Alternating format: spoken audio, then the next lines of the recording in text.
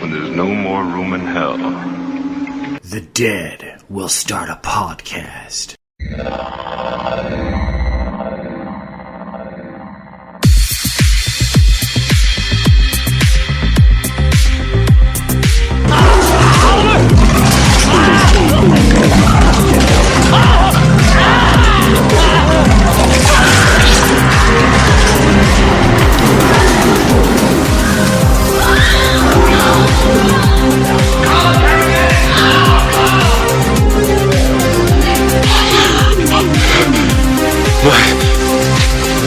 Dear, no.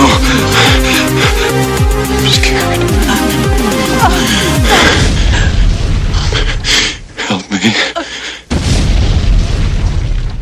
Hello, everybody, and welcome to No More Room in Hell number 65. This is Mike. Joining me, as always, it's Mr. Venom. What's up, Venom? Greetings and salutations, horror remake lovers. Actually, creature feature remake lovers, I think, would be more accurate. I'm doing pretty well. How the hell are you doing, Mike? I am doing well. We just had daylight savings time, so it's about to be back to having sunlight later into the day, which... Yeah, loving it. Yeah, but other than that, just another normal, relaxing Sunday. Clocks were a little different when I woke up, but that's about it. That's the major difference. Also with us, it's Derek. What's up, Derek? Venom! No, I was kidding. What's up, guys? Was that your Muppet yell? We got Venom! All right, and then also with us, returning as a guest from Fresh Cuts, it's Don Aneli. What's up, Don? Yeah, what's going on? Always happy to be here. All right, so the March episode, or at least the first March episode, hopefully of two, is gonna kick off. It was Venom's picks this month, or not this month, but this episode, which he'll tell us what they are soon. But we always start off with catching up on what we've been watching. So, Venom, I'll kick it to you first. What's your first movie? All right, well, this month I'm bringing, among my three movies that I'm going to bring a pair of movies from ITN Studios, who are kind of famous right now for doing a lot of these horror movies based on kids' properties, things like Winnie the Pooh, Blood and Honey, I Love Willie, Popeye's Revenge, things like that. They've got a whole string of these movies coming out. And I think I'm not the only one who's going to be talking about these movies today. So yeah, kind of a prolific studio right now, at least amongst the indie horror filmmakers. You know, they got a lot of content coming out right now. They got a nice output. So the first movie I'm going to talk about is their most recent release, literally just released 3 weeks ago. This one is based, oddly enough, based on one of my favorite childhood cartoons. Of course, it is based on Popeye the Sailor Man, which makes this film Popeye's Revenge. This one dropped the day before Valentine's Day, February 13th of this year. It's coming to us from director William Steed, written by Harry Boxley and E.C. Segar, starring a bunch of people you've never heard of. This was, how can I put this? I know that Don and myself are both big fans of independent horror and kind of lower budget horror as well. So I try to give concessions to these movies, because obviously I don't expect The Exorcist or The Shining when I watch a movie, based on a kid's property.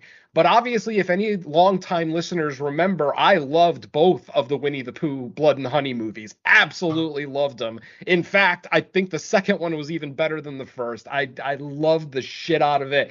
It is a beginning to end just guilty pleasure gore fest for me. Now, Popeye's Revenge, they try to do a lot of the same things. There is a good amount of gore in here. We don't get, unfortunately, we don't get a lot of backstory on Popeye as a villain in this one. In fact, you could even make the argument that the fact that he even wears a sailor suit doesn't really make sense, at least in this particular story. I'll leave that as is. But yeah, overall, it starts out really well. Now, obviously, the acting, what can we say about the acting? We've got some terrible ass acting in here. But I did enjoy Popeye's design. He's got the classic big forearms that we get in the old animated cartoons. Like I said, he does have the sailor suit on, even though maybe it doesn't quite make sense in the Does context he do of the chuckle? he does a form of the chuckle, but it's not nearly what we remember from the cartoon. Yeah, it's not great. But like I said, overall, I thought his design was cool. He looks like what I would anticipate a mutated Popeye, maybe not mutated, but just a badass psychotic Popeye would look like. Like I said, the kills are great. My biggest issue with the movie is going to be the ending, which obviously I'm not going to give away here. But the movie did leave me a little sour with how the movie ends, to the point that it left me kind of scratching my head. But overall, like I said, if you're a fan of stuff like The Asylum and, kind of the lower budget fare that we get from independent studios, I think Popeye's Revenge is a fun little watch. Don't expect much. Ultimately, you might get a few boobs here and there and some pretty, not the goriest kills I've ever seen, like not nearly as gory as the Blood and Honey movies, but some decent little kills. So, like I said, it's coming in at an hour and 19 minutes, so it's a quick watch. If you have access to it, I think it's available on VOD right now, but if you have access to it, it's not the worst thing you can do. Like I said, I'm a fan of these kind of movies, so it works for me. It made for a fun Saturday night for me. I'm not sure if any of my co-hosts have seen it. I wouldn't call it the highest recommend, but for someone like Don, who I know, we both love these kind of movies, if Don hadn't seen it by now, this would be definitely something I'd recommend to him. But like I said, if anybody's seen it, go ahead and chime in. Otherwise, I'm good. Yeah, the only one that the one that I know that's coming up soon is called Popeye the Slayer Man. Oh boy. Yeah. Yeah, I'm really looking forward to that one. So yeah, I love these public domain horror movies. I mean, I'll go ahead and spoil it now just to chime in, but I have one myself. Not Popeye, but the other big public domain figure in the horror scene right now. My first one is the latest Steamboat Mickey film, I Heart Willie. So yeah, this one, I think it's from Mexico, if I remember right, or it's from some country. It's from some Central American country. I think it's Mexico, but I don't remember for sure. But don't let that deter you. It's shot in English. It's basically a group of YouTubers who are called out to this remote location to investigate this supposedly haunted building that that seems to be the center of series disappearances from there, and realize that this man in a Mickey Mouse mask is torturing and killing people. So the Mickey Mouse connection is very tenuous. There's almost little connection to Steamboat Mickey, but I had a lot of fun with it. I will say I was kind of surprised that they went for as small of a cast as they did, because there's not a lot of stalking and gore. You get a little bit more character development, a few, relationships that kind of develop over the course of the film, but I still really enjoyed it. The kills are far more brutal than I thought they'd be, especially in the final half when they get kidnapped and tortured. I wouldn't say we're on like a Terrifier level of gore here. This is still a notch below that, in terms of scale and production, but decent enough to satisfy. Went by quicker than I thought it'd be. Again, for, like I said, as small of a cast as it is, you don't get that many kills, but either way, you still get a decent enough pace. I really enjoyed it. I would still say it's maybe just a notch below like the other big Mickey ones. I actually really enjoyed Mouse of Horrors. I think that one's probably still my favorite of the Mickey Mouse slashers that have come out. But yeah, I still really enjoy this one. Again, not a must watch or a high recommend, but I've sat through much worse. So yeah, it's definitely if you've got nothing else on and you're absolutely desperate for something, and this is one of the options, you can do a lot worse, or return to Dawn of the Dead for the 500th time. But Hell if you're yeah. looking for something new and you don't want to risk burning out your player, like I said, you can do a lot worse. So. Yeah, I'm right there with Don on this one. I saw I Love Willie a couple of weeks ago, and yeah, I actually did enjoy this one. I like the design of our villain. I like just obviously the kills. The kills are going to be the high point ultimately. With a Yeah. lot of these in the indie horror films, the kills are going to be, where a lot of the budget is going. And I agree with Don. We got some great kills in here. For a low budget indie horror, we got some nice little kills, nice and juicy. It's a little light on story, but at the same time, I don't think too many people are tuning into these types of movies for deep storylines by any stretch. So I think you kind of get what you pay for. Just like, with the last movie I talked about, Popeye's Revenge, I think you get what you pay for. No one's expecting high quality films, but if you get something that's at least fun to watch, that distracts you for, 90 minutes to an hour and a half to 2 hours, then it's worth it. So yeah, I'm right there with Don. I enjoyed I Love Willie. I love Willie. I love Willie. It's I Heart Willie, not I Love Willie. Sorry. Same. Yeah. I've got it written as I Love Willie in my notes because I don't know how to do the heart keystroke. Yeah. Just so that way everybody finds the right movie. Yeah, definitely. I heart Willie. All right, Derek, what do you got up first? Okay, I'm going to talk about a movie that I think you guys covered on No More Room in Hell in February, called Hard Eyes. I actually didn't listen to that guy's episode of that because I kind of wanted to save it, because this is a movie that I had to watch with my nephew, so I had to wait. I don't want it spoiled. And yeah, it's pretty standard slasher for there, but a cool setting for the Valentine's Day. We have a few Valentine's Day slashers now. It's kind of coming up on that Christmas level, you know what I mean? So that's kind of cool. But yeah, I kind of like the look of the killer. The kills are pretty great. I actually didn't know this was from the same guy who did Scare Me and Werewolves Within until after. And I actually like those films a lot too. In the instance where, kind of a mixture of human. There is a little bit more lovey-dovey shit in this one because it is involving Valentine's Day, which, I could have done without. But overall, the kills were fucking pretty great. Like that whole scene in the drive-through theater was kind of my favorite standpoint of the movie. Yeah. I just love it. He's just being like Michael Myers in that first Halloween where he's just going around just killing people.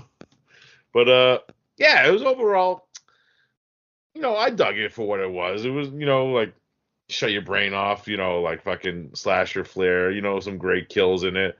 Like I said, could have went with a little bit of the less mushy shit, but it kind of went with the story, especially how the reveal of the killer is explained. But, they all have their kicks, if you know what I mean, if you've seen the movie.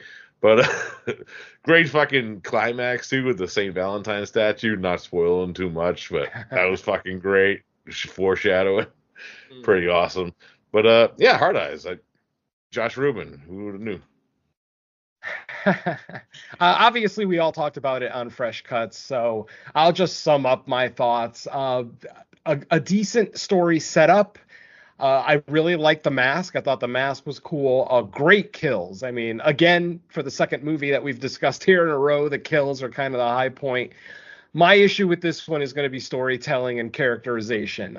This movie is basically a combination of two subgenres, romantic comedies and 90s and early 2000s slashers, specifically, teen-oriented kind of Scream clones, if you will. Now, unfortunately, I hate romantic comedies and I hate 90s slashers. So when you take two subgenres that I hate and put them together, 3 guesses on how I'm going to feel about the movie. So ultimately, I will accept that there are positives to it. Good kills, good story setup. I agree with Derek that finale is really cool with the statue and even just how the final kill works with the statue. Just, yeah, really, really well done.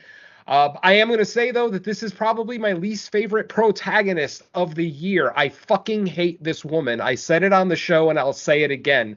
This woman is a vapid piece of shit who literally gets herself into this situation because she can't act like a normal fucking human being around her ex. And literally gets her and someone else almost murdered because she can't deal with a breakup that she fucking initiated. So if you want to hear me get even more angry about this, go ahead and check out our Fresh Cuts episode. I have a very long rant about this main star. But yeah, overall, Man, I don't think you went in deep enough on that. I don't think you went deep enough on that either. Oh, come on, Don. This is not getting riled up. Nah, he didn't go deep enough on her for that. I would have tolerated an extra minute or so. I did think, like, I knew in the moment when he saw the fucking straw, I'm like, okay, I know what this type of character is. Yeah, just, oh my God. But I mean, to sum up, the movie has its qualities. I'm not saying that it shouldn't be watched. If you're looking for a new Valentine's Day horror, obviously it's March already, so why would you? But if you are, for whatever reason, it's not the worst thing to watch. So it just didn't work for me personally. I'm not going to say it's the worst slasher of the year, not by any stretch. It's just you take two subgenres that I hate, put them together. Of course, I'm not going to like the movie. So I'll leave it at that. Yeah. God, and I just found out that guy that was in that movie, he's fucking, he was in the Scream movies too, the last two, which I know how you guys feel about those. But he's fucking Cuba Gooding Jr.'s son, which kind of blew my mind. I'm like, really? Oh, the Core 4 guy. No, I actually don't mind him. I like that guy. Like, despite, what he has to go through in Hard Eyes, I don't necessarily dislike his character. He's kind of a victim of circumstance. Yeah. It was definitely more the girl's fault than his. But I actually didn't hate Scream 6. And part of it is his character. Like, I enjoyed that it was in New York. I enjoyed that the Core 4 were still there. And I don't know. I just, for whatever reason, Scream 6 worked for me. I know a lot of people thought it was kind of a departure from the formula, if you will, even though it's still very Scream formulaic, despite it taking place in New York. But overall, I still really enjoyed it. It's like a top 3 Scream for me. Oh, that's my favorite of the franchise. Nice. Even better. Oh, yeah. Dermot Mulroney for life. Nice. He's a big part of it, actually. Yeah, I really liked him. Yeah, he's a great guy. Yep. I don't think Mike's going to talk today. He's like, fuck these movies. Oh, good. We might actually get the download listens up. He's like, Hard Eyes is the ghost of fucking horror. Oh, man. Yeah, Hard Eyes sucked. That's all I gotta say about that. Oh, come on, this is way worse. Talk about it anymore. I got the worst movies. There's worse, but there's also a lot better. Wait till I mention Human Centipede 3 on this show. Yes. Wait till you hear me gush over it. Okay. My first up was a movie called Mermaid Legend that I watched earlier today. Actually, have you seen that, Derek? No, but just the name of it, I can only imagine. Yeah, it's kind of a interesting name. I mean, once you see the movie, you kind of understand why it's called that. But it's actually from the director of Tourist Trap. Excuse me, not Tourist Trap, Evil Dead Trap. And this is from 1984, and so it was on Shudder. So a lot of times with Shudder, you're going into it assuming it's a horror if you don't do research. I would call it more of like a revenge exploitation flick, sort of, kind of. It starts off kind of neo-noirish with like a mystery. So basically, there's a fisherman and his wife, and the fisherman gets killed under unscrupulous circumstances, and the wife's trying to figure out what the hell happened. There's this conspiracy behind it. So the first half of it is kind of like her figuring out the mystery, and then once she kind of knows what happened, then it turns into kind of like a revenge flick. And I would say some people say there's possible supernatural elements. I would say it's ambiguous, but it kind of does a thing. I know we've all seen the movie Revenge, where some people think that like once the chick falls over the side of the cliff. What? You said the movie Revenge, so I thought you were talking about the Kevin Costner movie. Kevin No, Costner the movie? Good Revenge. The one, no, the one from Shudder a few years ago. Yeah, the good one. Yeah. No, what I was gonna say was like there's some people that theorize that like once I think she got like tossed over the cliff and like gets impaled, that like the rest of the movie's kind of like a fever dream. Or you're just taking very much liberties about like reality because it's just a fictional movie. Something similar kind of happens in this movie where you could make the case where like okay, is the rest of the movie like imagination or whatnot? But anyways, it was pretty good. It is a long one. It's a couple hours, and you have to be okay with like slow pace. But we do get the violence. Uh, you know, Japanese cinema with their blood sprays always legendary. Like every stab wound is just getting spraying blood all over the place. Arterial spray, so good. Yeah. Is there a ball gag guy in this one too? No, not this one. But there's lots of there's violence, there's sexual violence. This one has like pretty much everything you would think of from like an 80s Japanese revenge thriller / horror movie. Yeah, I think it was there was like a box set called like I can't remember, but that Pinocchio movie is in it. The one that we did on No More Run Hell. Oh, that's a great date movie. Yeah. But yeah, so I don't know if anyone else has seen it, but it is currently on Shudder, so if anyone is Mermaid interested, Down it's called? Mermaid Legend. Oh. Damn. I saw it around when it was on other streaming services, but it disappeared before I could get to it. So yeah, I would imagine that's why it showed up on Shudder. So yeah, I knew next to nothing going in. I was just kind of like random scrolling and a lot of like, because if you look at their newly added section, it'll be a combination of like actual new stuff and just stuff that's new to the platform, and nothing that was like actually new was like piquing my interest at the moment. So this is like an odd name, and then once I found out it was like foreign, I was like okay, and then finally got the chance Director to watch from it. Evil Dead Trap, you're like, hell yeah. Yeah, definitely gave it like a bonus interest there. But yeah, so it's on Shudder if anyone's interested. So Venom, back to you. All right, my second movie this episode is going to be my turkey of the episode. Just a movie that I couldn't find too many redeeming qualities for. It is unfortunately my least favorite movie of the year for 2025. And unfortunately, it is the second of the ITN Studios movies that I'm talking about today. And it kind of hurts me to have to, say negative things about a movie from this studio because I've already talked about how much I loved, the Winnie the Pooh, Blood and Honey movies. But this movie is called Mouse of Horrors. And before I really get into it, I want to say that the reason I'm saying that this is my worst movie of the year isn't necessarily because of the storytelling or the gore or the villain or anything like that. It's the production value. This is literally the worst looking and worst sounding movie I've watched this year. And I really want to stress the sounding. The sound design in this movie is awful. I was constantly turning the volume up so I could hear people talk, turning the volume down when some crazy vapid woman screams into the camera. I mean, I'm a sound engineer. For those who don't know, I actually have a bachelor's degree in audio production. That's what I was educated in. I don't do it professionally now or for the last 20 or so years, but when I listen to films and television, when the audio mix is awful, it grates on me. Like it's like nails on a chalkboard. And this movie had me frustrated from beginning to end. Now, as far as the story goes, not a bad little story. We get a killer in this area. I forget the town that they're in. They're in a seaside town, so like they're on the ocean, and someone takes up the guise of Mickey Mouse or Steamboat Willie, technically not Mickey Mouse, but of Willie.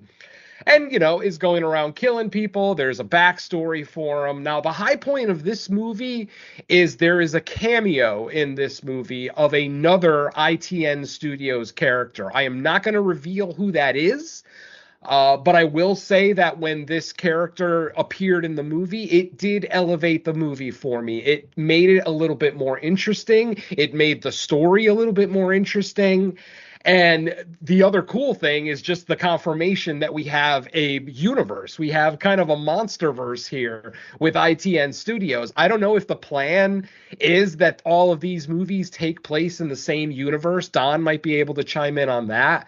But to watch this one, about a half hour into it, I'm frustrated because I can barely hear what anybody's saying, on top of the fact that the acting is fairly terrible, except for our main human antagonist. I thought his performance was great. And the killer's performance too. Obviously, they don't vocalize, but they are, or one of them does actually, now that I think about it. But oh no, he doesn't appear, which man, I don't think he's public domain quite yet. But yeah, in a few years maybe. I think they said that he's supposed to be 2030, I think. Oh, I'll be dead by then. All right. Look forward to that then.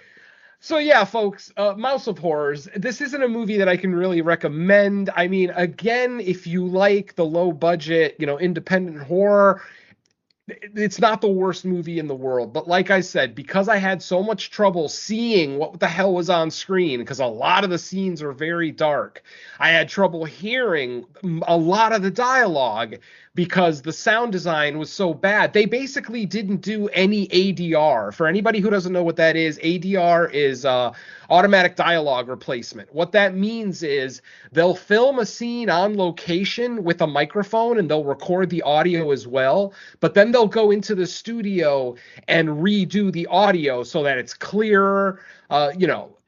In this movie, all of the audio is from the camera microphone. They literally just took all the audio from the camera, and it's painfully obvious. So, like I said, if you're okay with bad audio and video quality, then give Mouse of Horrors a chance.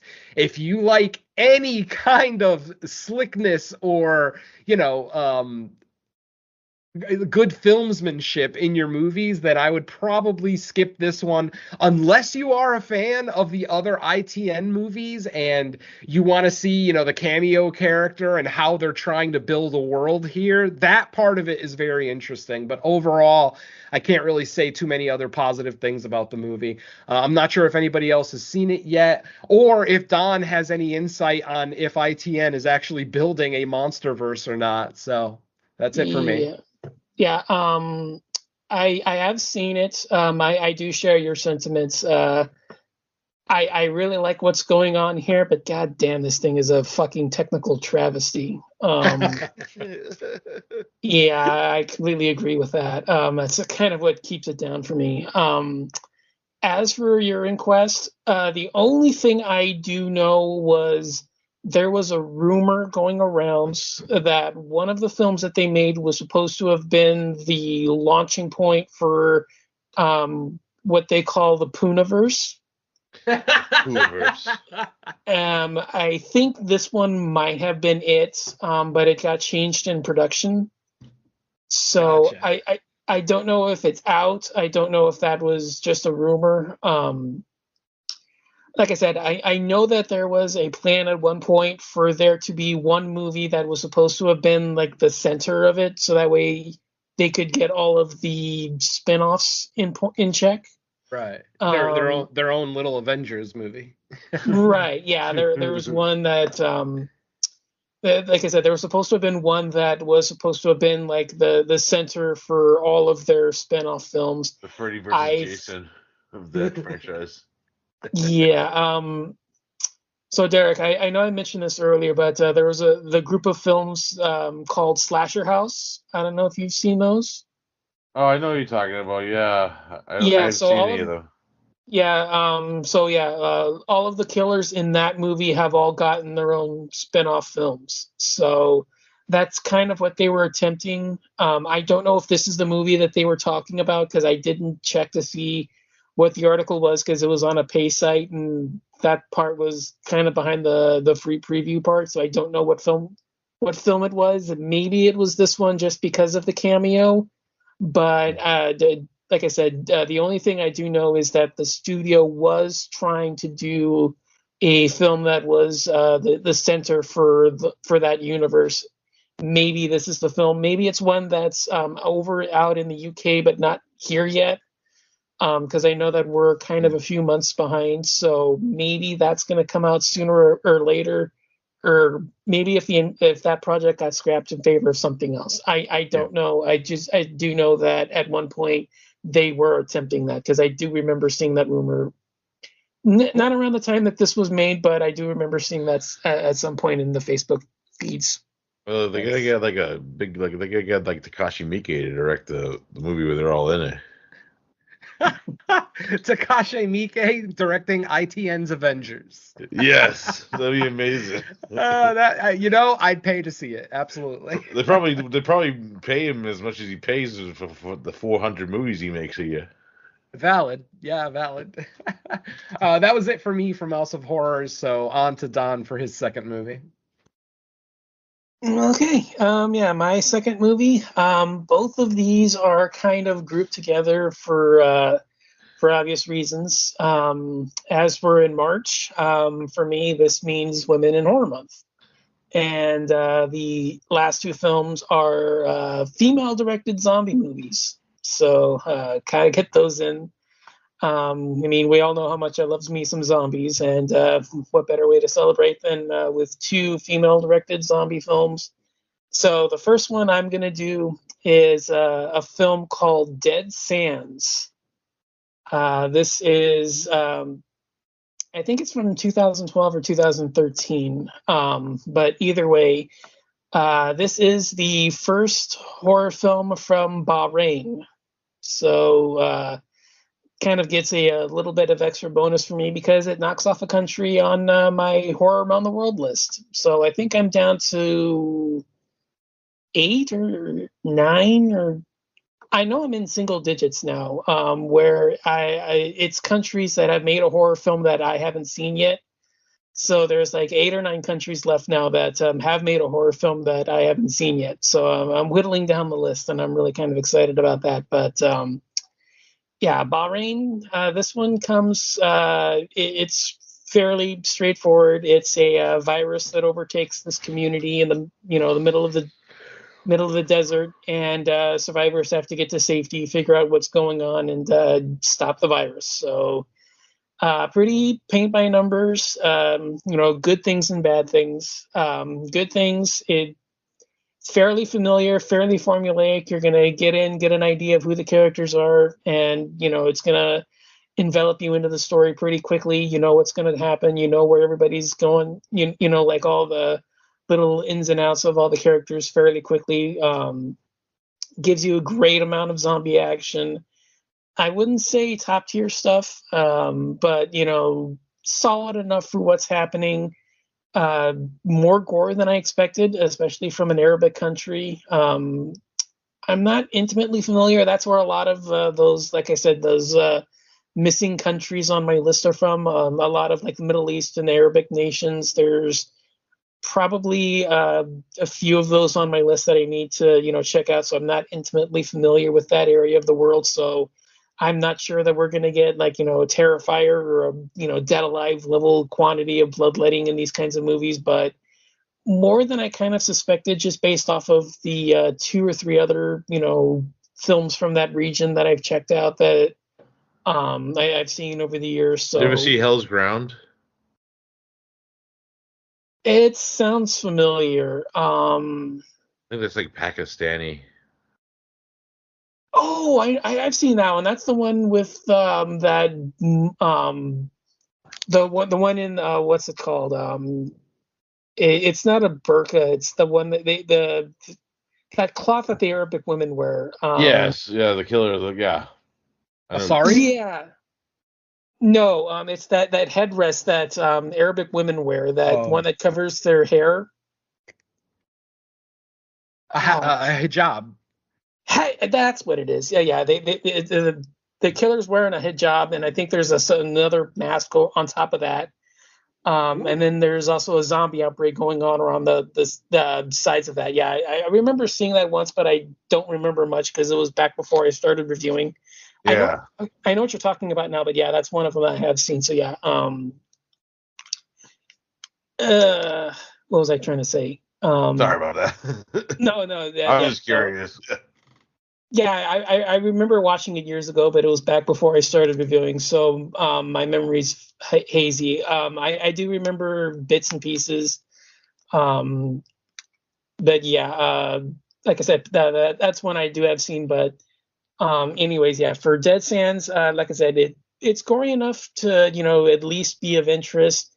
But like I said, the main thing with this one is that it's kind of formulaic and paint by numbers, so it doesn't really do much to bring anything new to the table. Like I said, it's the main thing for this one is more of a curiosity piece to see where the country falls in terms of genre styling. So it's available on YouTube. Be wary though, because there's one that has English subtitles and one that doesn't. So obviously, go for the one that has English subtitles. But I think it's like barely an hour and 20 minutes. It runs a little bit longer because they actually do a credit reel over the ending of it, which is kind of like a fun little bit of bloopers tacked on. So I think the genuine movie itself is like an hour and 20. So it's not going to be a terribly long watch. Like I said, it's more for a curiosity piece just to see where that part of the country, that part of the world falls. So, yeah, I think that's pretty much all I can say about it because, I know you guys haven't seen it, so. Yeah. What was the name of it again? Let me write it down. Dead Dead Sands. 2013. Cool. I looked it up. Yeah. Thank you. Oh, it is 2013. Yeah, it was either 2012 or 2013. Yeah, thanks. Cool poster too. Yeah, I really like it. Yeah, that's the village where it takes place. It's the group standing out in front with like the homemade weapons and all that kind of stuff, right? Yeah, that one. Yeah, Cool. that's the village where it takes. That's the main village where all of the stuff takes place because it's kind of like I wouldn't say it's based on like skits where you like do different people, but it kind of like tracks a few different groups of survivors and then brings them all together at the end. Nice. Yeah, I'll check that out. All right. All What do you right, got me. up next, Derek? Okay, I'm going to be talking about a movie that I've been dying to see for the longest time. I first heard of this movie because it was on like a Brandon Cult Movies, like that review channel where they review movies. Fella Day from 1994, which is an animated giallo where all the characters are cats. I love it already. Yes. The main cat just moves into this house with its owner, and there's a lot of murders of cats being murdered around the neighborhood, and he's trying to like solve the mystery. He joins up with like this scarred Mancoon cat who's kind of like gruff looking.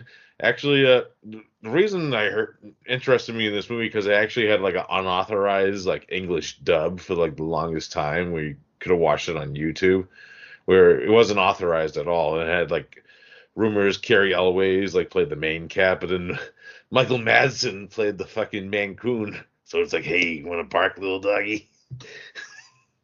But a lot of the actors of that dub also denied that they were in it too. So that's probably the reason why the release where I watched it was in its original German language.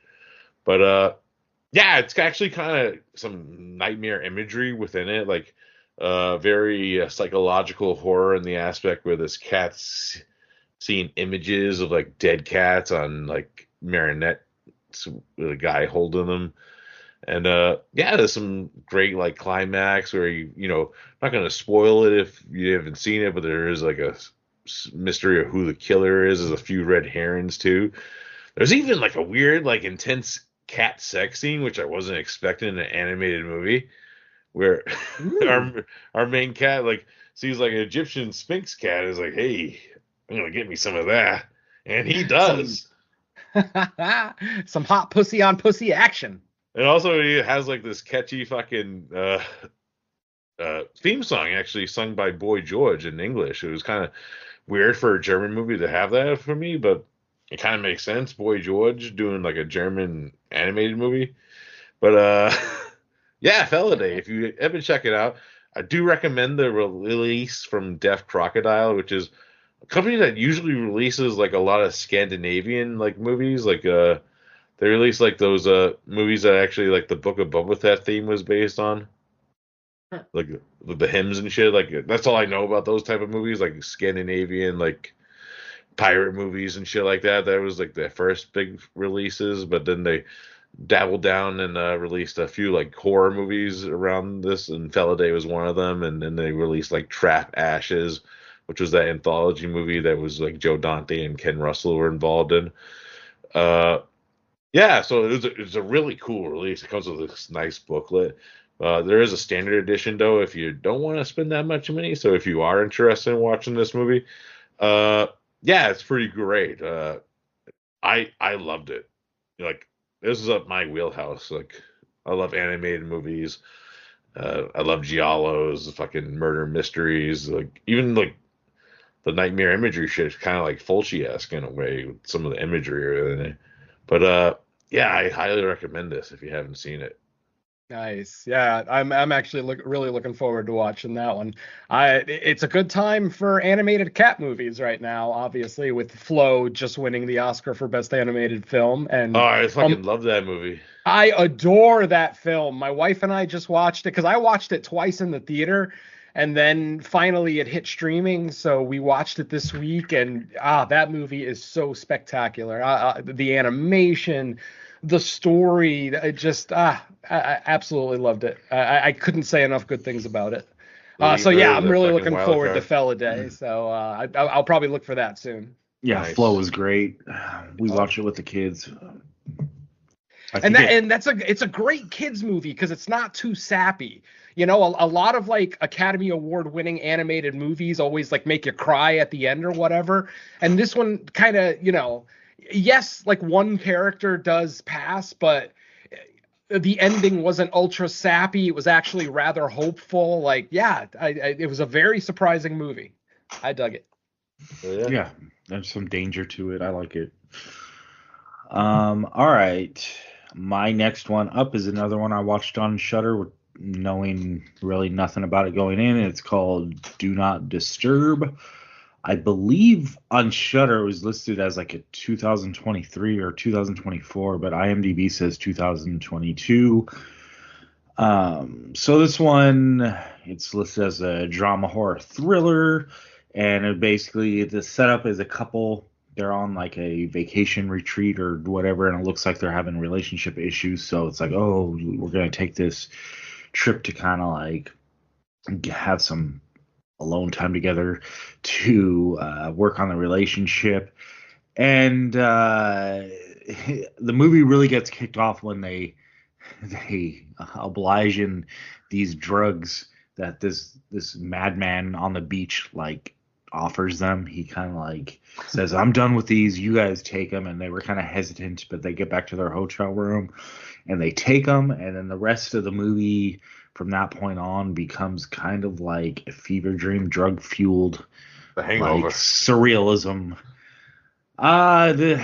It's not so much in like hijinks, but like as in like like you're constantly like, what are these drugs doing to these people? But more or less the entire movie, I think the drugs fuel the narrative, but I think it's an allegory for how like love can be intoxicating and all consuming, because it becomes apparent that like they probably shouldn't be in a relationship with each other, but that the drug or love is like the most powerful drug, even more than the hallucinogens they're taking. So when someone starts literally being consumed by love, that's where you kind of get where the movie's messaging is going. But overall, I kind of liked it. Like I said, I knew nothing about it going in. I scrolled by it a few times, but I always had something else that like I was intending to watch, so it kind of got put on the back burner. But Yeah, I liked it. It gets pretty gnarly in the last like 45 minutes, as far as like what some of the results of the things they're doing because of being on these weird, crazy ass drugs that they don't even know exactly what it is they're taking, which is Damn, never Mike usually a said good pretty idea. gnarly. Yeah, but has anyone else seen this? I have not, but I'm kind of curious because Nope. the way you've been describing it. Yeah. All right. Well, yeah, it's like I said, it's on Shutter, so check it out if that sounds interesting at all. It was you cracking me up though during the review, and you were like, "The drugs fuel the movie." I'm like just thinking in my head of how Oliver Stone wrote Scarface, and I'd rather watch the movie about that. Yeah. Him just doing cocaine with drug lords and shit. All right, back to you, Venom. All right, for my last movie, nothing else new that I really wanted to talk about this time. So I found myself at home this past Friday night, just kind of bored, and I had the weirdest thought. I realized that I hadn't even turned Netflix on in about a month and a half, and it's one of the more expensive streaming apps out there. So I basically said, all right, I'm watching a movie on Netflix. I have to. I got to justify, the $20+ a month I'm paying for this stupid thing. So I'm flipping around. I'm looking for. I wanted to find a supernatural horror movie that I've never seen before, which might not be the easiest task, as supernatural horror is probably my favorite subgenre of horror. But I ended up running into a poster that had the face of the very beautiful Florence Pugh on it. And I realized that this was a supernatural movie from 2018 that I had never seen before. And of course, I love Florence Pugh. Just about everything I've seen her in, I absolutely adore. So I decided to go ahead and give a chance to the film Malevolent. Like I said, this is coming from 2018, which is the year before Midsommar, which is probably when a lot of us were introduced to Florence Pugh. Obviously, some TV viewers might know her from some of her TV stuff, but as far as us horror film goers go, I know from the paged biopic. yes, no, that's right. Behind the whatever, what was Yeah. it? It was the wrestling movie, right? Yeah. Yeah. Exactly. Yep. And she had black hair in that one. I almost didn't recognize her the first time I saw her in the trailer, and I'm like, oh wait, that is her. Okay. So interesting. Well, obviously the first time I saw the trailer years after the movie, because I wouldn't have known who she was when the movie first came out. But True that. yeah, so like I said, 2018, Malevolent. This is the story of a brother and sister paranormal investigator team, but they are a team of scam artists. They basically are, it's a setup that we've seen before, fake paranormal investigators going to a location, expecting to set up some jump scares and, set up some cool shots so that they could put it on their YouTube channel, blah, blah, blah. But of course, as expected, eventually they get to a house that actually is haunted. And why is the house haunted? Because I think the exact number was 10 little girls were murdered in this mansion. And they weren't just murdered, they were tortured. They had their mouths kind of sewn shut with like shoelaces. They were all killed and then put in a circle on the front lawn of the mansion for the police to find. So obviously this wasn't exactly a crime that they were trying to hide. Anyway, the point is that this brother and sister team are tasked with going to this house to try to help the owner silence the voices of the girls that have been murdered in this house. Now, I'm not going to talk too much about the old woman and what her connection is to this whole thing, other than being, the current owner of the mansion.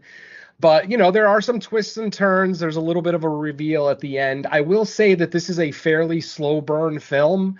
This is definitely not the most exciting thing out there. You're not getting a lot of jump scares. This isn't quite a Blumhouse movie, which is a jump scare factory by any stretch of the imagination.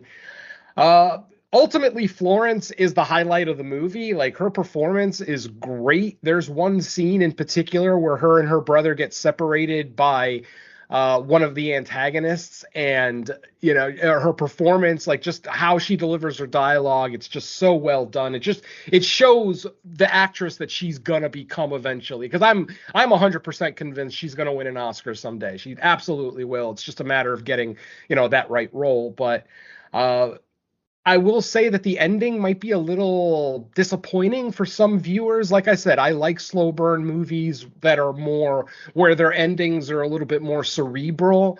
The ending of this one is a little bit kind of frustrating for me. I can't really get into why it was frustrating because it gets into spoiler territory. But I will say that overall, this is worth your watch. It's available on Netflix. It is an hour and 29 minutes long, so it's a quick watch. Like I said, if you're a fan of supernatural horror movies, specifically, paranormal investigators, movies like Grave Encounters and stuff like that, which I count myself as a huge fan of those types of movies. I actually watch those stupid TV shows, Ghost Adventures and everything else. So I don't necessarily consider myself a believer of the supernatural, only because I've never witnessed anything, but I'm also not a skeptic. I kind of count myself as open-minded. Like, I'm willing to accept that there might be supernatural stuff out there, but despite going on ghost tours and shit like that, I've never seen anything supernatural in my life, so I have no confirmation of it. But like I said, if you're a fan of those types of movies, Malevolent isn't the worst thing out there. It's a quick watch, and you get to watch Florence Pugh, and that's always a win. So there you go. Yeah. I watch her just eat food and fucking... Yes! Oh, laugh dude, at- her cooking videos during the pandemic, her cooking videos? Hell yeah, I watched the hell out of those. I loved it. All right. Who's up next? Don. Don. I think? Yeah. So like I mentioned last time, the last two films were female-directed zombie movies, and this is the other one. The other female-directed zombie film I watched. This one is from 2012, and it's Dead Before Dawn, or Dead Before Dawn 3D, depending on what the box art you're looking at is. This one's a pretty fun one. So it's a zombie comedy, and it's about a teen in the small town who's he's kind of like the slacker type, but he's a little bit more intelligent than he lets on. He's not quite the I'm just gonna sit around smoking as much as I want, and whatever happens to fall in my lap, I'll take it. He's just one of those that he's just constantly being picked on, and he's not really all that kind of outgoing and interested in dealing with school or anything like that. He just wants to hang out with his friends, and he has a close relationship with his uncle, who runs a curio shop. And one day his cousin gets this item item for display involving this sacred book. And when one of the groups of friends come over one day to pick on him, they end up and invoke the spell that turns everybody who breaks this sacred talisman associated with the book, everybody that looks at the group of people ends up killing themselves in suicides, only to then be reanimated into flesh-eating zombies. And so it becomes a race to outwit the hordes while gathering the items necessary to. They have to go through this ritualistic ceremony, and they have to create this antidote, or kind of a. I don't really want to get too deep into it, but they have to create the means to reverse the curse. And so they have to go on a scavenger hunt around town to pick up the items that they need, and then they have to outwit the zombies that are on their tail. So it's kind of fun. I really enjoyed it. It's got some teen movie cliches. The guy wants to deal with what he wants to do, but he also has to deal with his burgeoning feelings for this girl who likes him, but he doesn't want to admit it. The couple that are constantly screwing each other, and they want to just have sex as often as possible, all kinds of cliche stuff like that. But I really enjoyed it. Not necessarily the most horrific, even though there's, flesh-eating zombies. Everything is kind of played lighthearted. Um, it's, really fast, got a, really great pace to it. It's barely an hour and a half. So it's real fun in and out kind of ordeal. And yeah, just tons of action, tons of, zombie encounters. Like I said, it's played more for laughs, so there's some really, goofy and silly encounters that pop up throughout here. But yeah, I really enjoyed it. I had seen a censored version of it years ago on, I think it was called Chiller at the time. Chiller TV or Spike TV, I think it was called. But it was back when it first came out, and this is the first time I'd seen it since. So I didn't really remember a whole lot about it. I remember the general plot of it, but yeah, everything else was kind of just like a real refresher course. So yeah, I really had a lot of fun with it. I would probably say it would be more for like the teen crowd, just because it's not over the top. And the main characters are clearly high school students that have all their they're not like in like what we were saying earlier with like Hard Eyes, where it's like sappy love story romantic comedy stuff, but yeah, it's still a decent enough time. Just like I said, if you're more for like the teen kind of the teen era stuff, I think that those would be the ones that would enjoy it more. But yeah, I still had a lot of fun with it, and another female fronted zombie movie, so can't complain with that. But yeah, that's pretty much all I can say without spoiling it. Don, where are these two female-directed zombie movies available? Are they just VOD or are they streaming anywhere? Dead Sands I found on YouTube. Like I said, that one is there's two different versions. One has English subtitles, not embedded in it. You have to turn it on. You have to go into the wheel and click the subtitles to turn them on. But there is English subtitles available. One doesn't, so you have to check which one to make sure. Because I don't remember which version of the two it had, but I did check both, and one had them, one didn't. So I just kept watching the one that did. Dead Before Dawn is on a lot of VOD platforms, Tubi, Plex, Fossum, stuff like that. Oh, excellent. Thank you. Nice. Yeah, Good I mean, like stuff. I said, that's pretty much all I can say without getting into spoilers. So Gotcha. So I Yeah, guess I'm gonna check them both out this week, Nice. along with Derek's cat movie. Meow. Yeah. Yeah. Okay, let's talk about Human Centipede 3, because that was an experience. Man, like it's very like over the top in the sense where like everything is like in like this. I don't even know how this prison stayed open this long with these fucking people running there. Maybe because Eric Roberts is the governor, but I don't know. Yeah, so the only problem is it does feel its length, because you're following these characters that are both fucking like the main guy, like the doctor from the first movie, who's now a fucking game warden. Man, he's like overacting the same, but he's such a fucking asshole dick. So I'm like watching this dude, and I'm like, I don't understand how you think this idea is gonna make your prison better, but it's kind of stupid. But man, he does some fucked up shit in this movie. Like when he cuts that guy from fucking Nip Tuck's fucking balls off and then eats them. You know, that stereotypical guy who plays a Spanish prisoner in every fucking movie. He's like in every show too. That guy is like the same character. It's fucking hilarious. But yeah, it's just wild. Like I can't believe this actually was in like theaters and shit. Like it's fucking nuts. You know, like fucking poor Debo has to feed like 500 prisoners.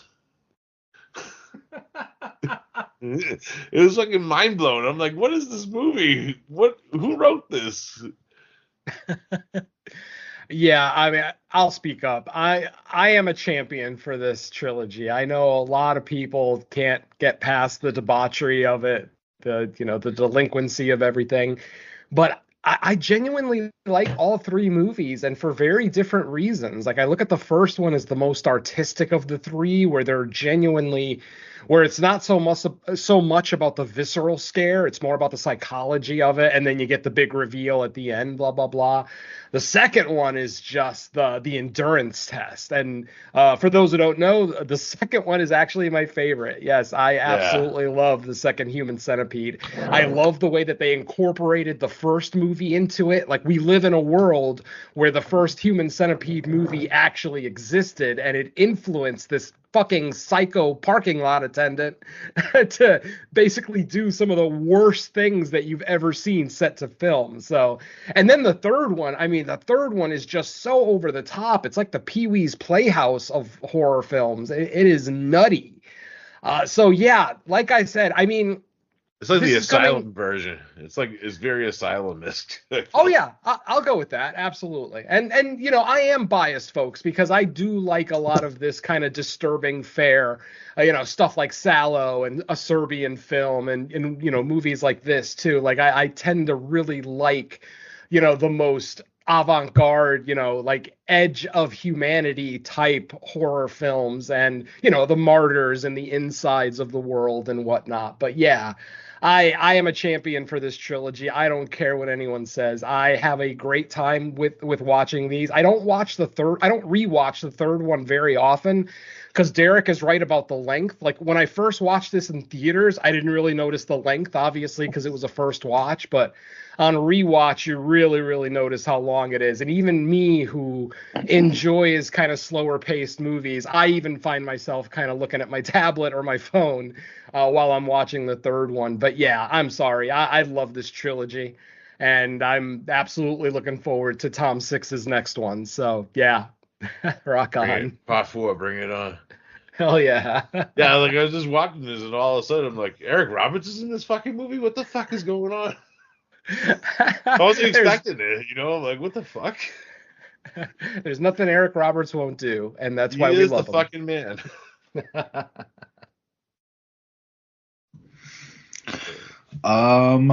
All right. No comment, Mike? The Human Centipede movie's all right. I think the first one was like decent, but I remember like the hype around it. It was more almost like the concept was like more extreme than the movie was. I saw it in our next trilogy episode. Yeah.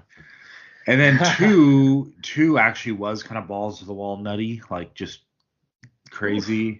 And then 3 just kind of threw everything at the wall. Like, you know what I never seen that I'm kind of curious. I know the Scream Factory released it in the box set, is they had like the colorized version of Part 2, which I always wanted to see, but I love the black and white. I don't know, man. Blood just works, especially when it's an excessively bloody movie. It just works so much better in black and white. Like, I mean, it's cool to see all the red and, the crimson flowing across the screen and something like a Dead Alive or, one of those blood-soaked films. But just black and white horror isn't done enough. I mean, stuff like Eyes of My Mother, and this are some of my favorite fucking horror movies of the last 20 years. So yeah, I love gory black and white movies. I agree with you. Part 2 is the best one. Oh God, that baby death, that newborn baby death gets me every time. I literally yell out loud every time. I've watched that movie at least a dozen times, and every single time it gets me. I actually started rewatching it, and then my dad walked in. He's like, "What the fuck is this?" That's the only correct response to the Human Centipede. What the fuck is this? Yeah, like it's the Human Centipede. Dad. Like, what is he doing? It's in the title. That's what he's doing. Oh man. All right, so for my last pick, this is another one I watched on Shudder. This is out of Slovakia. It's called Night Siren. And based on the synopsis, I thought it was going to be more of a period piece, but it's actually not. It takes place in modern times. I don't think there's like an exact timestamp of like when it takes place, but it's pretty modern. It's just that it takes place in like a small mountain village. So basically, the setup is a woman returns to her village, seeking answers because she was in that village as a kid, and there was some kind of mystery around like the disappearance of her mom, and so she's trying to figure out, put the pieces together. Basically, she's now into adulthood and she wants to know like what the hell is going on here. There's some witchcraft stuff, there's some pagan stuff. It kind of falls somewhere in the under the umbrella of all that stuff, because I wouldn't call it specifically like a witch movie or a pagan movie. It's kind of loosely in that subgenre It's somewhere. like Evil Speak. Kinda, yeah. It has Hellbender vibes to it. Yeah, you could say that. I wish I would have seen this the year it came out, because it probably would have been on my top 10 list of that year. I think it's 2022 officially for Slovakia. I don't know when it first became available in America, though. I don't know if this is like the first time it's like if being on Shudder was the first time it's actually been available here, because I didn't even know about it until I randomly saw it on Shudder. But I thought this was really good. It's kind of right up my alley. I like folklore in general. I like the slow burn mysteries of finding out what the hell's going on with this weird group of people. And I like that it was kind of in a modern setting, just in these small communities way out from civilization. You know, there's going to be some old customs and old rituals and old lifestyles that are going on, but you can tell because obviously they're driving around in vehicles. I think at one point, and there's like electricity and all that, so it's still modernized, but I thought this was great. I thought the lead was great. And, if you're into movies like, I would even say The Witch or Hagasusa or, there was another one. Oh, Devil's Bath. The one from a couple of years ago, there was another witch movie, but slow burn witch pagan mystery movies. If you're into those, I think this would be right up your alley. I highly recommend this one. Have you guys seen it? Not yet. I saw it at a festival. I liked it, and I'm kind of not on the overly long slow burn pace, but yeah, I do agree. I liked it a little bit more than I liked it more than Devil's Bath. I haven't seen Hagazusa yet. I know which one. I know the other movie you're talking about. God, what's it called? There's like a Shudder movie too. The Midday Witch or the Noonday Witch. Noonday Witch, maybe that's it. Right, because we reviewed it on the main show. It was like from some Scandinavian country. That might be it. Yeah. Okay, maybe that's the other one. Yeah. It's all right. I wouldn't say it's groundbreaking or anything. Or I thought the pacing was just a little bit too slow. I would enjoy this one at like 1.25 or something. But yeah, I didn't hate it. I mean, the scenery looked great. The mystery is kind of engrossing. Just pick the energy up a little bit. I probably would have liked it a little bit more, but I didn't hate it. Yeah, it was pretty good. Yeah, and it kind of like goes back and forth between like, is there actually something like supernatural or like black magic or whatever going on, or is it just these people's superstitions and they're kind of putting they're making a boogeyman out of like our main character? Is that what's going on, or because I feel like they don't push heavily in either direction. It's just almost kind of like the result, and it's another one of like, are the people themselves ending up being the bad ones by trying to make someone the boogeyman? Are they really so they kind of themes too? But overall, I enjoyed it. Oh, don't forget about Gwen. I was gonna say another one that they did was Gwen from Shudder. That was another kind of like period folk horror psychological witch movie. Cool. Well, Yeah. I fucking love Night Siren. Now that I get to talk, yeah, I fucking love this movie. It is a top 3 movie for me for the year. But of course, you guys know already, if you've been listening for any amount of time, how much I love my slow burn horror movies. I constantly praise Agazuza, even though lots of horror fans kind of, railed on it when it came out. And, I'll be the first one to admit, Agazuza, it's not just a slow pace. It is just molasses in the winter pace. I mean, it is incredibly slow. And for really only like maybe 2 or 3 scenes of real intense horror. It doesn't work for a lot of people, but for me, it was one of my I think it was like my number 5 movie of that year.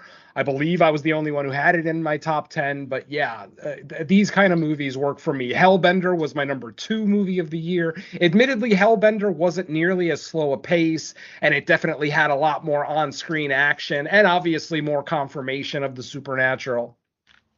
This one being a slower pace, but I absolutely love this story. The story of this woman returning to this town and then just seeing how the story is revealed little by little. Like, there's one piece of information that we know about our main star right away, something that she feels incredibly guilty about.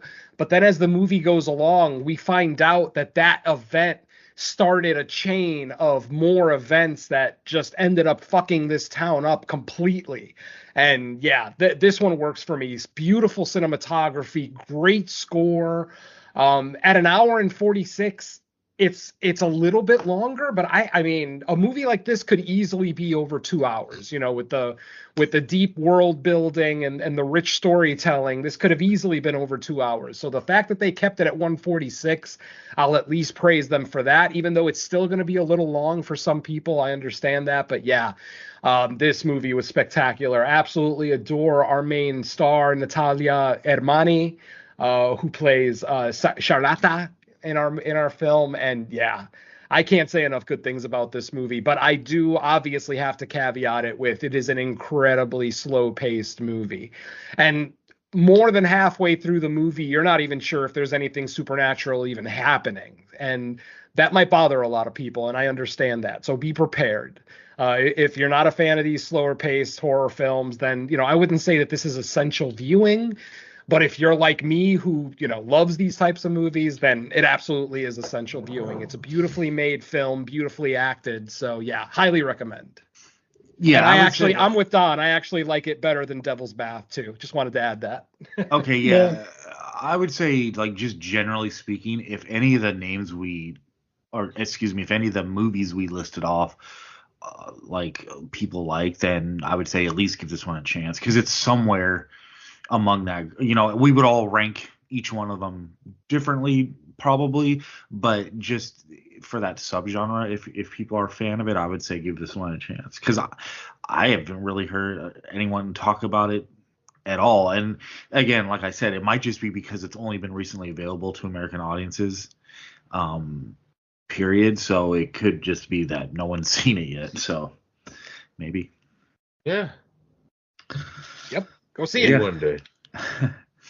Yeah, the only other thing I was gonna mention is because, like, before we knew that we were recording today, there was a chance I was gonna be a guest on 22 Shots on their Let the Right One In, Let Me In episode.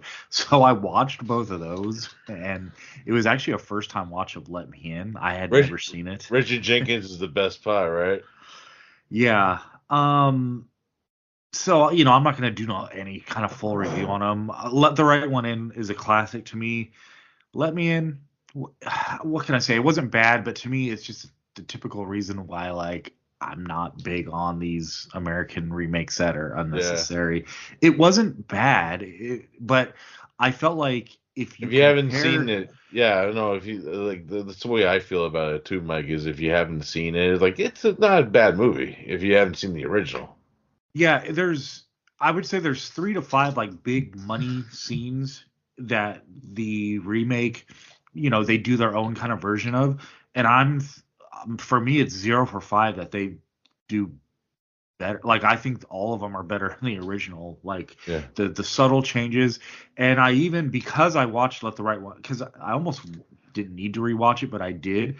There's even like subtle pieces of dialogue to me that change some of the tone, as far as Oscar and like Ellie talking and like little changes they make. Well, I don't know why they were made, because to me it makes certain things less effective, or it just changes like motivations. I also found that on this rewatch of Let the Right One In, because I hadn't seen it in a while, I found Ellie towards like the second half of the movie to be a little more manipulative than I realized, as far as like kind of gassing up Oscar to like saddle him up as the new familiar. Yeah. Almost like encouraging shit to be like, yeah, you're gonna come with me. Do it now. Yeah, there's nothing. I've said it before. I'll say it again. There's nothing accidental in Let the Right One In. Ellie knows exactly what she's doing. Yeah, I agreed. And that could have just been a case of me not having watched it in so long that like I forgot some of those subtleties.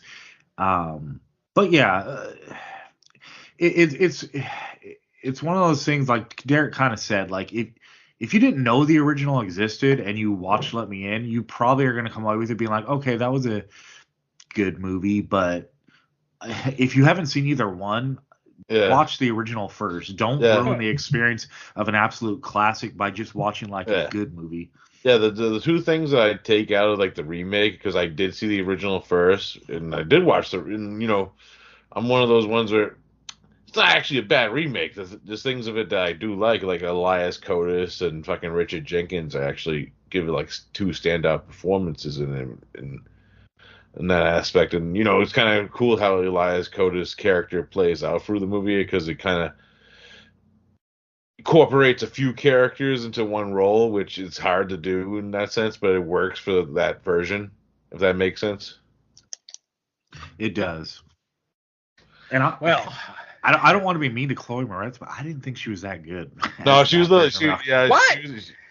You don't want to be mean to Chloe Grace Moretz? I want to make a hobby of it. Oh, I know your feelings on her overall, so I figured once I brought that up, you might have something to say. But yeah, I do like the kid who plays Oscar though in the remake. He's a good actor, that kid. And the car crash scene in the remake is probably the best single sequence. I thought that was filmed really well.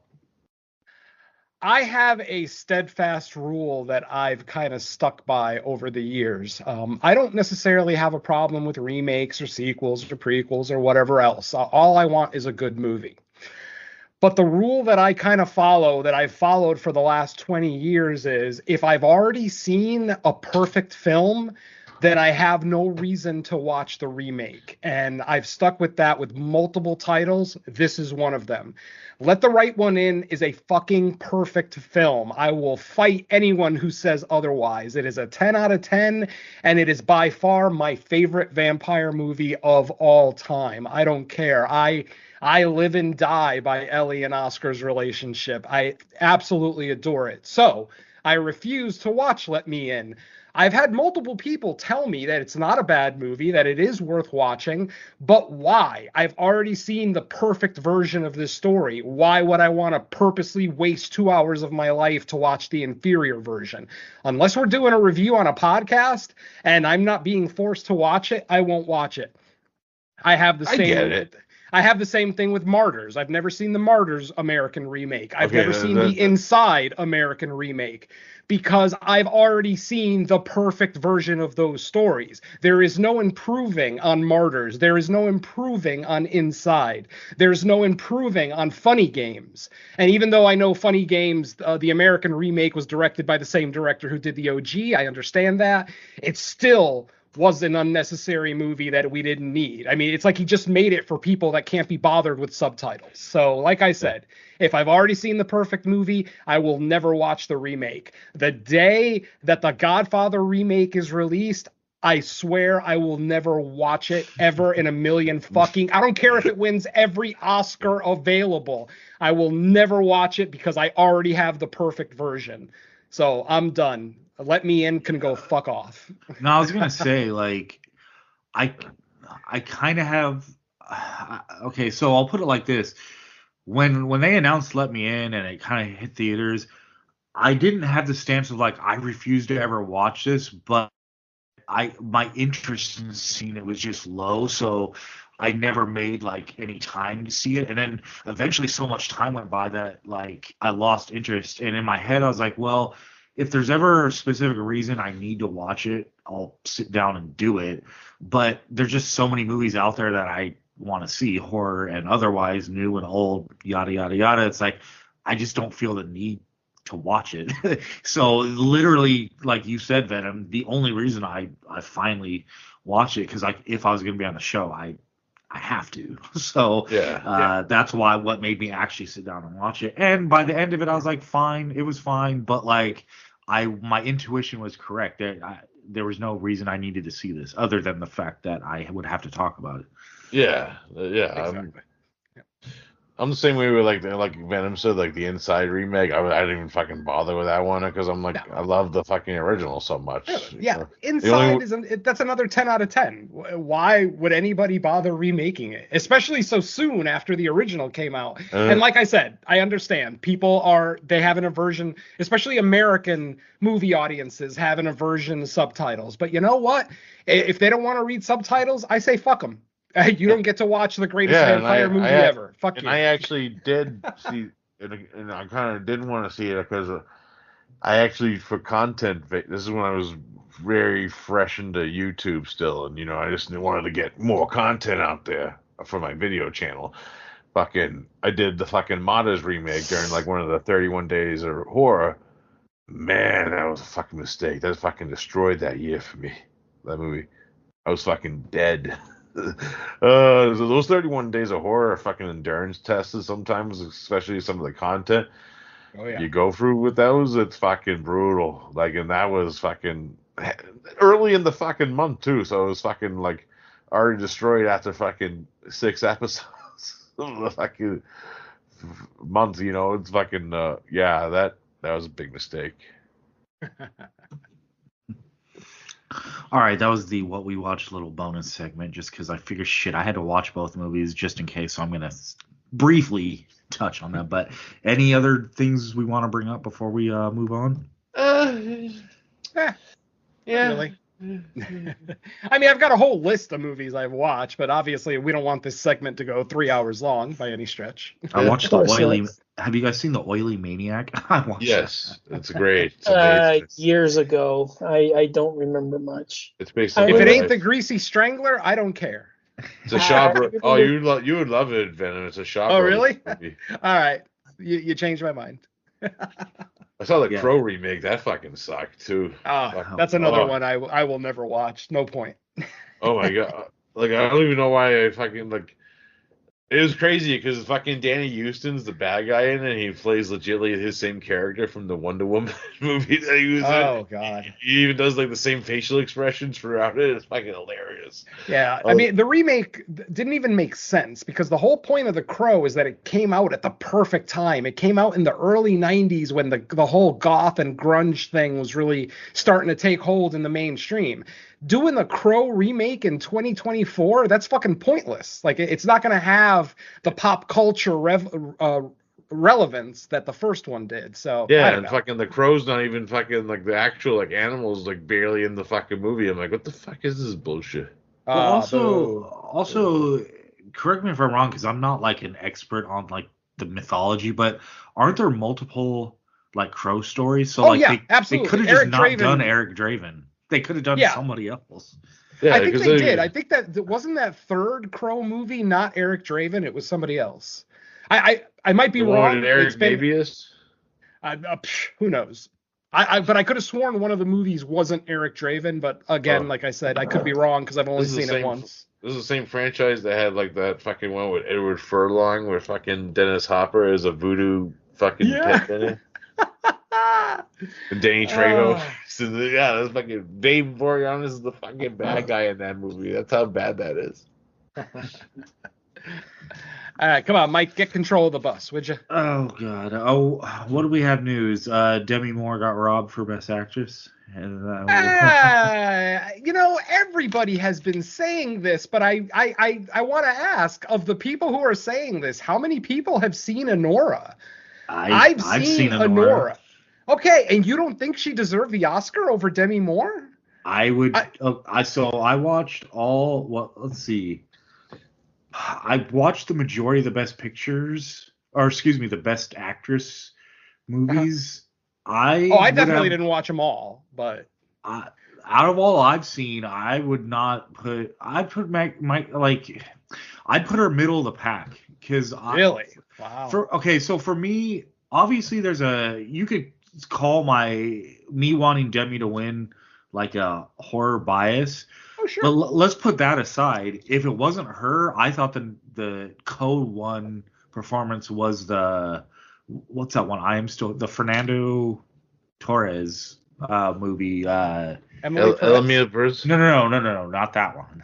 Oh. I know the last name makes it's I'm Still Here, I think it was. Not Oh Amelia yeah, I Perez. vaguely, yeah, I haven't seen that, but like I said, I haven't seen every Best Actress performance, but of the three that I saw, Honora was the best. Listen, I love Demi Moore. I'm obviously a horror movie fan, but I had my problems with that movie. And if anybody wants to know what they are, go back to the episode of Fresh Cuts where we talked about it. Yes, I praised her performance, absolutely, but I personally don't see how she deserved an Oscar for this performance. This isn't Toni Collette in Hereditary by any stretch, in my opinion, in my personal opinion. It's a great performance, amazing performance. I'm incredibly happy that she got But nominated. it's a That shared alone. performance. Yeah, Because well, Margaret yeah, Qualley, they are one. obviously, yeah. You know what I mean? Like it's the same character played by two different And maybe people. that's part of it. Maybe that's why she didn't win, because she's really only in half the movie ultimately, or a little more than half the movie, but still, it's kind of like Linda Blair not getting the Oscar for I The was actually Exorcist. shocked that she didn't win though, because I thought she was gonna win it because she won every other fucking award. But I'm not saying that. I was actually happy that Mickey won it because I loved Honora. I actually just Yeah, finished that recently, and she did. Yeah, I agree. She did it's a deserve it. great movie. It's a great movie. Absolutely. So yeah, what are you gonna do? Like I said, obviously there's always going to be differences of opinion. Mike talks about our horror bias. We're all horror biased. I mean, I wanted to see The Substance win Oscars just because it was a horror film, honestly. Sure. But I mean, Well, if you're see- asking me as a cinephile, not as a horror fan, but as just a straight cinephile, a fan of all subgenres, I got to go with Mickey's performance. I I gotta go just with loved it. yeah. And plus, Honora is pretty much a love letter to Jess Franco. The whole movie, they even dedicated it to the movie to Jess Franco. So I Yeah. love it for that. I forgot, I never expected The Substance would win Best Picture. I didn't think it was like necessarily the best movie. But for female performance, I had Demi and Fernando Torres over Yeah. Mikey Mouse. Hell, even like the Criterion fucking cover for I'm gonna buy the 4K of that. It's actually the poster. It's a homage to the poster of Empire Lesbos. Just Oh, Franco. nice. That's awesome. Yeah. I just watched that again recently. That's cool. Yeah. What other news you guys got? Anything? Let's see. I've got one that kind of is personal to me. Anybody who knows me knows I'm a big gamer. Anyone who knows me very personally knows that Resident Evil is my favorite video game franchise of all time.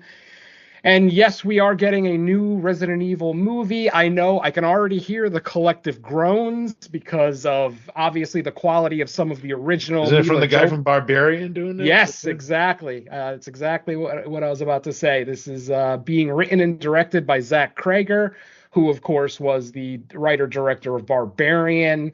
According to what he says, it will be a faithful adaptation of the first Resident Evil game. Now, I know the last cinematic Resident Evil movie we got was that Welcome to Raccoon City, which also was very faithful to the first two Resident Evil films. Unfortunately, it just wasn't that well made, and the acting wasn't that great, and blah blah blah. So I'm holding out hope that the director of Barbarian will be able to get a quality film out of this franchise, because again, I adore this franchise in the video game world, but cinematically it definitely has some shortcomings. So we are, like I said, this is coming in 2026. I believe the exact release date, there it is, September 18th, 2026 for the next Resident Evil film. No official title yet, just tentatively titled Resident Evil, since it is kind of a reboot. So yeah, that's something I'm excited about. Yeah, man, that sounds fucking cool. Like, I know, like, they released a few of the remasters like on physical recently, so I'm definitely excited for to pick those up with the new remaster games. Nice. Yeah. Yes. Resident Evil 3 was maybe a little disappointing, but all the other, I mean, they all look great and they play a lot better than they used to, back in the day. But for whatever it's worth, yeah, all those remakes, especially 4. The Resident Evil 4 remake is spectacular. I mean, potentially my game of the year that year, if it weren't for the Dead Space remake, which kind of, I had just half a step above it, but still. Oh yeah. Oh, what else we got? Did we? Oh, this was only announced a few days ago, so I think we can still talk about this and only groan mildly. It does look like David Arquette is coming back to the Scream franchise. Yes, they're gonna continue the trend of bringing back dead actors. Obviously, we already had Skeet Ulrich come back. There's rumors that Matthew Lillard is supposed to be coming back. Scott Foley. And now, oh god, oh right, that's right. Yeah, there was that one. And now the latest one, of course, Dave Arquette. This was just announced 5 days ago that it is official. He will be in Scream 7. Obviously, the script hasn't been written yet, so no one really knows if he's, going to be like a ghost like Skeet Ulrich was in, Scream 5? Ghost. A Force Ghost? Oh, my God. But, yeah. Let's see. Oh, and we already have a release date. Yeah, we're going to be getting Scream 7 in theaters on February 27th, 2026. So look out for that. This isn't necessarily news to me, but I know there's a lot of Scream fans out there, so I figured I'd bring it up. Do you expect it to be another Ghost situation? Oh God, I hope not. Because they're gonna abuse it. They're really gonna abuse it. Just where does it end? They're just gonna keep bringing back. Then they'll bring back Laurie Metcalf and just start bringing back fucking every Kenny killer. the cameraman. Like I posted a few. God, yeah. I posted fucking something I found on a Facebook group that Kenny the cameraman's coming back. That's what I mean. Like the Scream franchise is kind of turning into the Marvel franchise, where once Marvel started dabbling with the multiverse, they kind of lost their identity. I still love the Marvel movies, and I still do like the ones that deal with the multiverse, but I can kind of see where it's just starting to spiral out of control. It's like, where does this whole multiverse thing end, And I just hope that Scream doesn't go in that direction, where they're just going to start. We know where it ends. Oh, God. Oh, well, of course. Eventually, I'm predicting by Scream 10, what's her face will be the killer. Sydney. Sydney. I mean, I feel like for the last 3 sequels, that's like always like the hottest rumor, because they're like, what else can you do with Sydney's character other than finally make her like one of the killers? The best news is the director of fucking Eden Lake is doing the fucking Clayface movie. Written by Mike Flanagan. Awesome. Yeah, I can't wait for that shit. And then the last thing I had for anybody who cares is just that Catherine Newton has been confirmed to be in Ready or Not 2, which will be once again directed by Radio Silence, the Radio Silence team. So I loved Ready or Not, and I highly look forward to the second one, whether Samara is in it or not. But I think she is coming back too, if I remember. I think that was the first announcement a couple of months ago that she'd be back, and now Catherine Newton is confirmed to be in it. So I'm looking forward to it. Yeah, they worked with her on Abigail. Yeah, exactly. That makes sense. And I liked Abigail, except the ending. Ultimately, I had a really good time with Abigail. I just hate that fucking ending. Once her father shows up, I lost it. I lost all interest. I was done. He was terrible in Watchmen too. I hate that guy. Yep. Exactly. So, and that's all the news I got, Mike. Okay. Well, did you hear Monroeville Mall's being sold to Walmart? Yeah, I did hear that actually. Because I still follow a lot of news feeds from Pittsburgh. For those who don't know, I went to college in Pittsburgh. I lived in Pittsburgh for 6 years. Loved every minute of it. The only reason I left was because the job market was shitty. But I loved Pittsburgh. So yeah, I still follow a lot of like news outlets out there. And yeah, I saw that Walmart's going to be buying that mall, but they're not closing it down to make it a big Walmart. Thankfully, they are keeping it open. So I'm happy about that. Amazing if they remade it and it's a giant Walmart and Dawn of the Because I mean, there's a big display. There's like a plaque for George Romero and like a nice little display at that mall. That it would be a shame if they got rid of that. If they just made that one big Walmart, that would suck. But I mean, I guess somebody at Walmart are horror fans, because they said specifically, we're not doing anything to it. You know, we're keeping it as is. So I'm happy. I had to step away during your Resident Evil news. Were you talking about a new video game, or were you talking about the documentary coming out? No, the new movie by the director of Barbarian. Okay. Yeah, we got an actual movie coming out September 18th of 2026. Okay, yeah, I had heard about that. And then just to go along with that, there's also that, I think it's the documentary might be out, or the trailer for it was out, where the trailer's out. Yep. Yeah, also the trailer for the documentary about Romero's early involvement, Resident Evil, yeah. Stuff, yeah. Exactly. I'm looking forward to that one. Definitely looking forward to that. Hell yeah. Because I've already said how Resident Evil was my favorite video game franchise. Anyone who knows me knows I adore zombie movies. And when you got George Romero, the greatest zombie director ever, potentially directing the film adaptation of my favorite video game franchise ever, I mean, I'm pretty sure I soiled my pants a couple of times when they first announced it.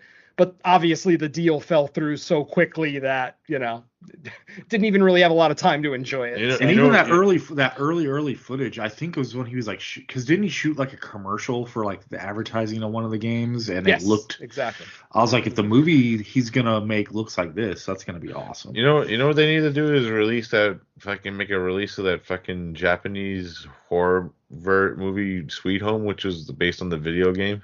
Oh yeah, Sweet Home was good. I watched it. Yeah, it's from the same guy who did Pulse. Nice. Yeah, Kiyoshi Kurosawa. Cool. The only other thing to mention, and it's not even really horror related, just we've lost another legend in Gene Hackman. So that sucks. And not just the fact that we lost him, but the circumstances that we lost him under. I mean, very sad. I don't even know if I should talk about it here, because it's just going to bring the mood down. But yes, sadly, for those who don't know, Gene Hackman, his wife, and their dog were all found dead in their house. A lot of people were assuming that it was carbon monoxide poisoning. Sadly, as it turns out, his wife died. First, the wife died of hantavirus. I'm not sure how she caught the virus, but I think you get it from like excrement of some animal, mice, not dogs and cats, but like wild animals. I think it was mice. So the police report believes that she died sometime around the 11th or 12th. And then they checked Gene Hackman's pacemaker, because he had a pacemaker. The pacemaker still had activity in it until the 17th. Which means that Gene Hackman's wife died, and then Gene probably just had a breakdown, the literal definition of died of a broken heart.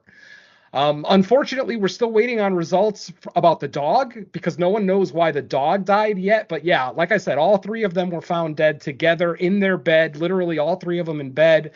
But yeah, we now have confirmation that they actually died like 5 days apart. So... just an incredibly heartbreaking death for both of them, obviously. I mean, to lose the love of your life and then to be so traumatized by that loss that you can't even bring yourself to call the ambulance and, take care of the arrangements. I mean, that had to be like the worst, few days of his life. So, yeah. Sure. Rest in peace to all three of you. Yeah, God knows what his fucking condition, because he was so old, too. So, God Yeah, knows. He was 95 or something. So... it's probably the kind of thing where his wife died. He probably found her in bed, non-responsive one morning, and then he just probably cried his heart out for like 5 days. And then finally his heart gave out. Yeah, it really sucks. Sorry to bring down the mood, folks, but I figured some people might be interested. All right, let's talk about the movie that Black Panther ripped off now. Yes, please. Can we? Wakanda forever. Yeah, okay. Well, that's our signal to take a quick break. Let's go gather faster. up our thoughts on the two movies. Venom, what movies are we talking about today?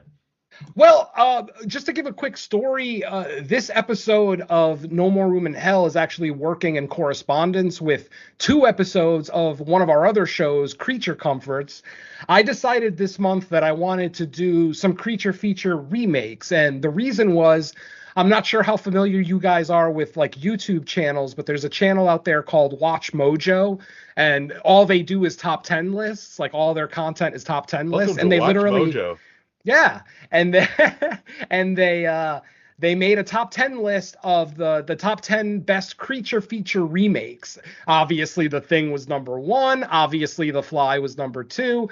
And I just decided I wanted to go ahead and talk about a couple of those movies that we still haven't had a chance to talk about on this show.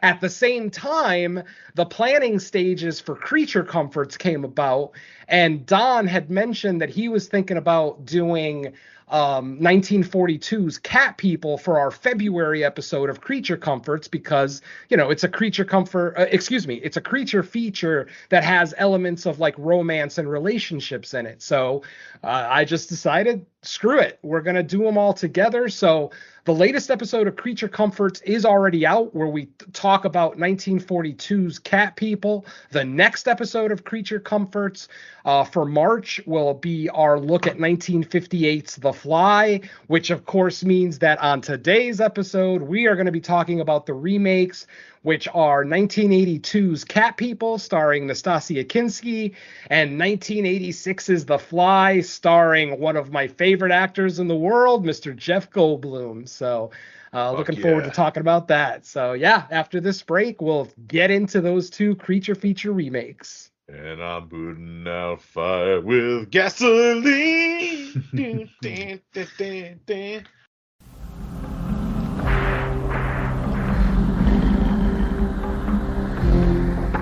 What did they tell you about me? I knew I had a brother, but I was only 4. I used to fantasize about you when I was in the orphanage. Yes, I had the same dreams. See these eyes so green, I can stare. I didn't think you were ready, but you are.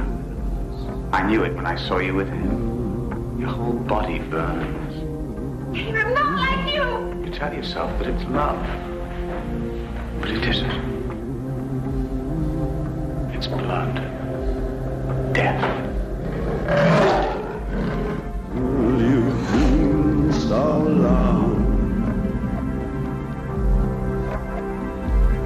and I've been putting out fire.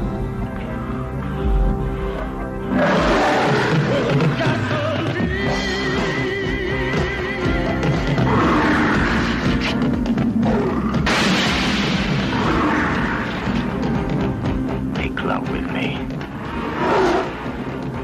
I'm not like you. See these eyes so green, I can stare for 1,000 years. Just be still with me. You wouldn't believe what I've been through. I love you. Been so long. I feel so long. Putting out the fire.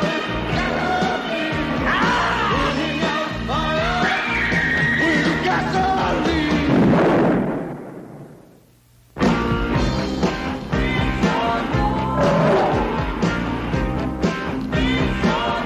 Well, it's been so long. I've been putting out fire.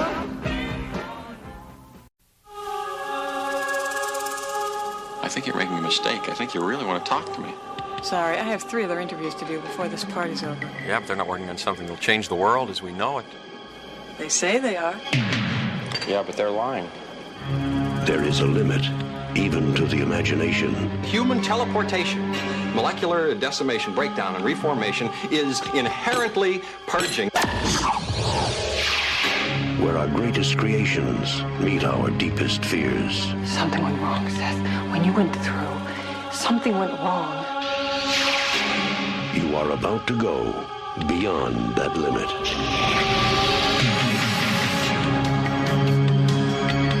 Those weird hairs that were growing out of your back, I had them analyzed. But they were definitely not human. If you saw how scared and angry and desperate he is. I'm sure Typhoid Mary was a very nice person, too, when you saw her socially. No! You're afraid to be destroyed and recreated, aren't you? You're changing, Seth. Everything about you is changing. Oh no. What's happening to me? Am I dying? I want to know what's going on. What does the disease want? It wants to turn me into something else. Oh no. A fly got into the transmitter pod with me that first time when I was alone. Don't go back to it. It could be contagious. I'm afraid! Don't be afraid. No. Be afraid. Be very afraid.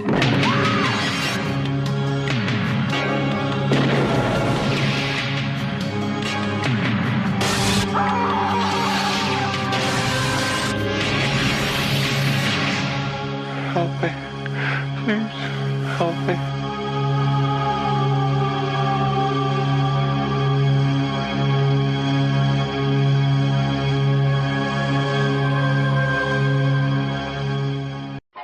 Yum, yum. It's time for a tasty and refreshing snack.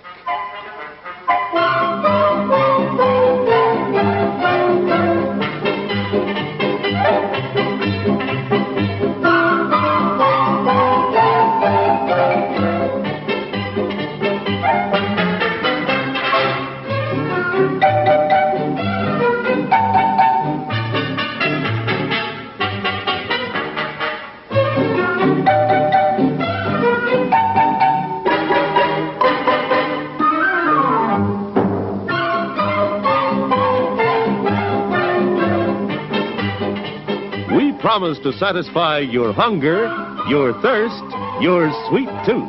So visit our refreshment center now. Let's go! And now, on with the show. All right, folks, we are back. Of course, like I talked about before the break, we are looking at a couple of creature feature remakes. I also forgot to mention our friend Don is with us here because Don is, of course, one of the main hosts on Creature Comforts, so we wanted to invite him here since he's already going to get a chance to talk about the original films on Creature Comforts. Figured we'd also give Don the opportunity to talk about the remakes with us. And unfortunately, Mike wasn't able to join us for the first Creature Comforts episode where we talked about the original Cat People, as that episode kind of just came together really quickly. We just kind of we're all available and just figured we'd do it. But Mike will be joining us for the next episode of Creature Comforts to talk about the original Fly with Vincent Price. So, and then, you know, obviously I would imagine today as we talk about the remakes, we'll also give some very, very brief thoughts on the originals. But if you want to hear more detailed thoughts on the originals, go ahead and check out the 2 latest episodes of Creature Comforts. Okay, so let's get to the business at hand. Chronologically, our first movie this episode is going to be Cat People from 1982. This movie is coming in at a beefy 2 hours long. It currently holds a 6.2 rating on IMDb. Our synopsis is as follows. A woman who was orphaned from a young age finally reunites with her older brother. Matters start to go awry when she slowly discovers the true nature of her family. This film's directed by Paul Schrader, also written by Paul Schrader, with a couple of other writing credits as well for a couple of other folks. Alan Ormsby is another one. Our film stars, of course, the beautiful Nastasia Kinski at probably the height of her beauty. We also have Malcolm McDowell, probably at the height of his insanity. We have John Hurd. We have a woman that I've had a crush on for most of my life, Miss Annette O'Toole. We even get a couple of early cameo performances from Ed Begley Jr. and John Larroquette. So and Lynn Laurie. That's right. Yes, Lynn Laurie. My God, we got a lot of great little cameos here. Obviously, this is the remake of the original film from 1942, exactly 40 years before this one. Now, obviously, this movie comes in at 2 hours, whereas our original Cat People film came in at 1 hour and 15 minutes. So obviously, we've got a lot more content here. Does the content work? Does it make the movie better or worse? Let's find out right now. So I'm going to go ahead and first bring in our guest, the man who wanted to talk about the original Cat People on the last episode of Creature Comforts. And let's go ahead and give Don, if you want to give like some just very, very brief thoughts on the original Cat People, let's force the listeners to tune into our episode to get our detailed thoughts. But yeah, I would say for all four of us, let's go ahead and give some brief thoughts on the originals and then get into our general thoughts for the remake. So I'm going to go ahead and turn it over to Don to talk about Cat People. Yeah.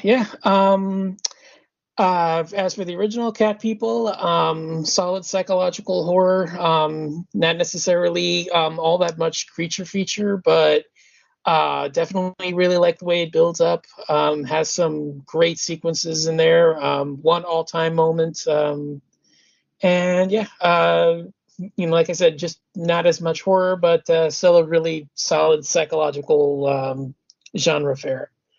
As for the sequel, I don't think these people realize subtlety is a thing in the early 80s, because hot damn was this thing a lot more violent and sleazy than I remember.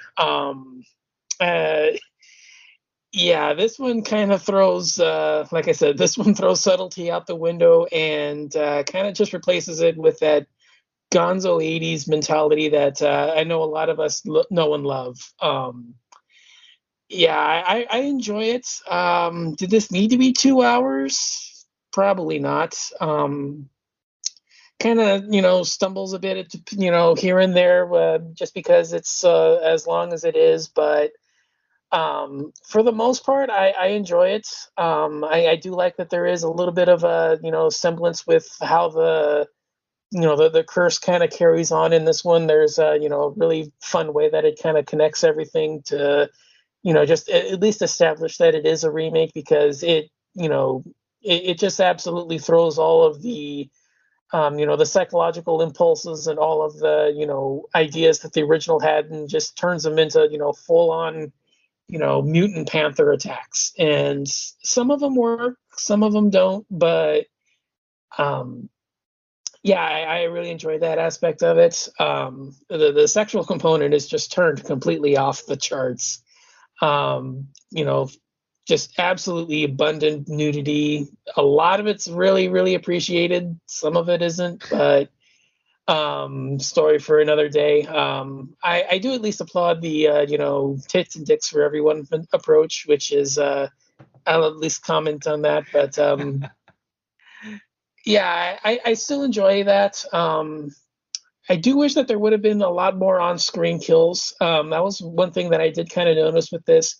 I always thought there was more on-screen. I thought there was, a lot more, you get to see the outcome of the attacks rather than, stumbling across the bodies. But for the most part, I enjoy it. I wouldn't say it's better than the original. I do think that the original is, it's certainly a better made movie by all stretches. But for the most part, I don't think it's a necessarily bad watch. I think you can, definitely get some enjoyment out of it. Yeah, it's definitely the, over the top 80s kind of mentality that a lot of people from that part are, gonna enjoy. So, yeah, I guess I'll leave it at that and kick it over to you guys. Awesome. Let's go ahead and turn it over to Derek. Derek. Okay. Give me a brief on Cat People OG, and then jump on in the remake. Cat People OG was like what I call like a psychological creature feature, where even the creature feature is kind of like a psychological manifesto of the story. But overall, yeah, it was very film noir-ish. Like we were even joking when we did the episode, like we were doing Humphrey Bogart fucking impressions throughout it. So there is that point of it. But yeah, and now the remake is fucking Paul Schrader. This is the guy who wrote fucking Taxi Driver. in fucking Rolling Thunder. So I knew what I was gonna get myself into. With like he's like the king of like exploitation, like even movies like Hardcore that he did, which is kind of like it was even later like homage and like 8mm.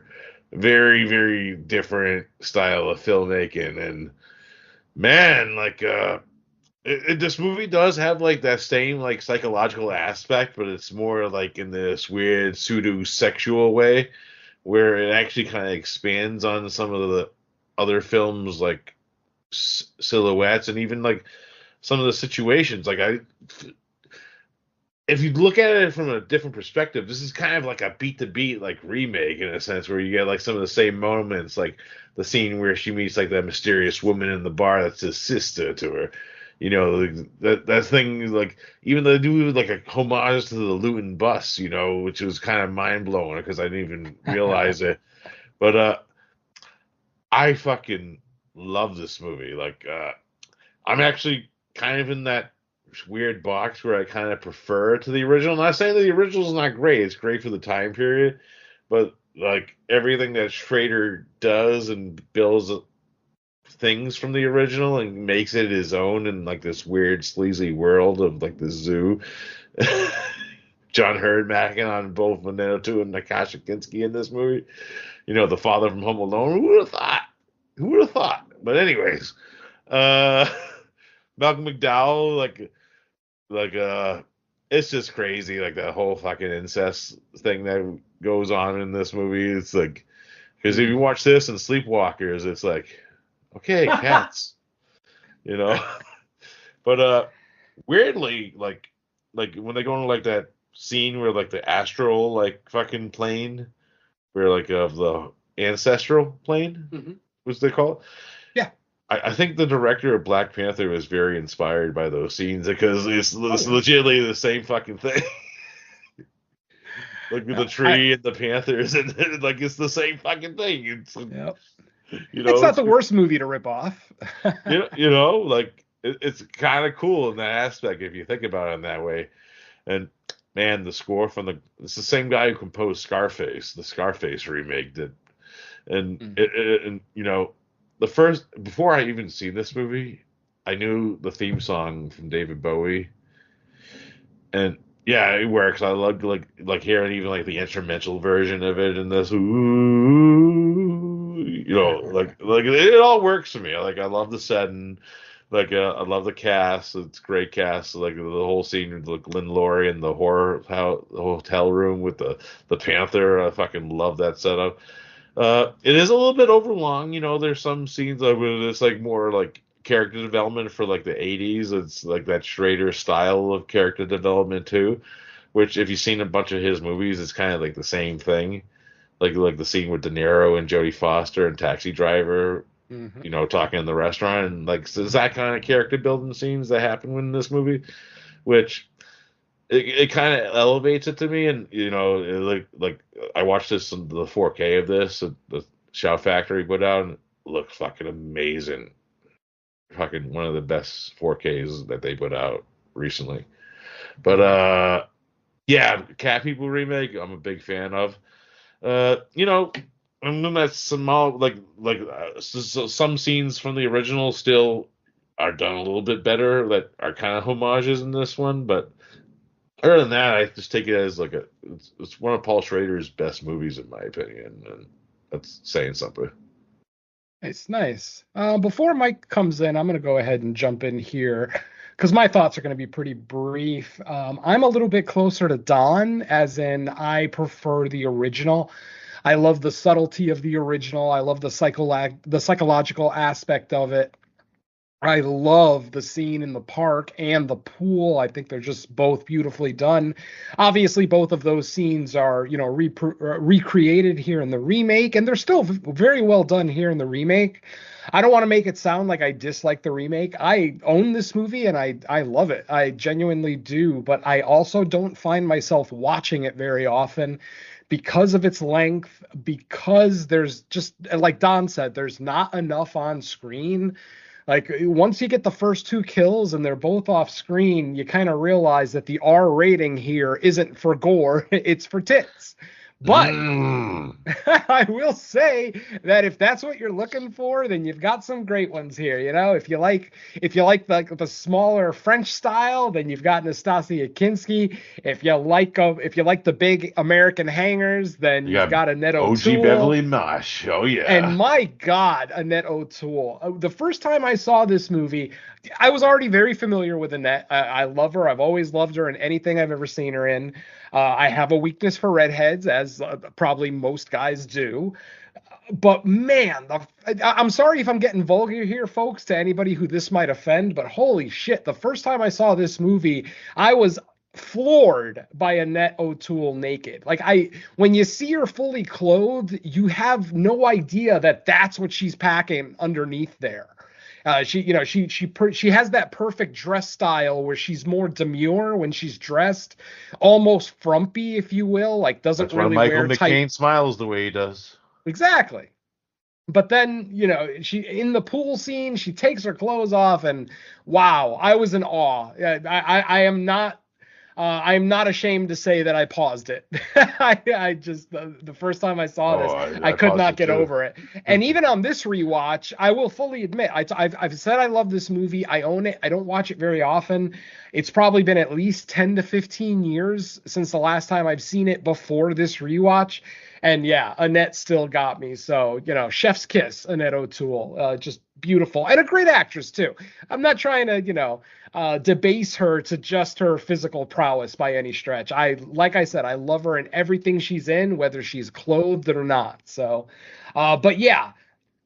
The psychosexual aspect of this movie is very prevalent, with Malcolm McDowell, basically trying to stick it to his own sister before she even understands why he wants to stick it to her. Like, that's the thing, is like Malcolm, the character of Paul, doesn't do his due diligence to kind of ease her into this thing, to try to explain to her, this is what we are, this is what's going to happen, and the only way to avoid this is for us to be together. Like, he should have explained the whole thing with their parents being brother and sister before he attacked her half naked. You know what I mean? So obviously his technique is a little off.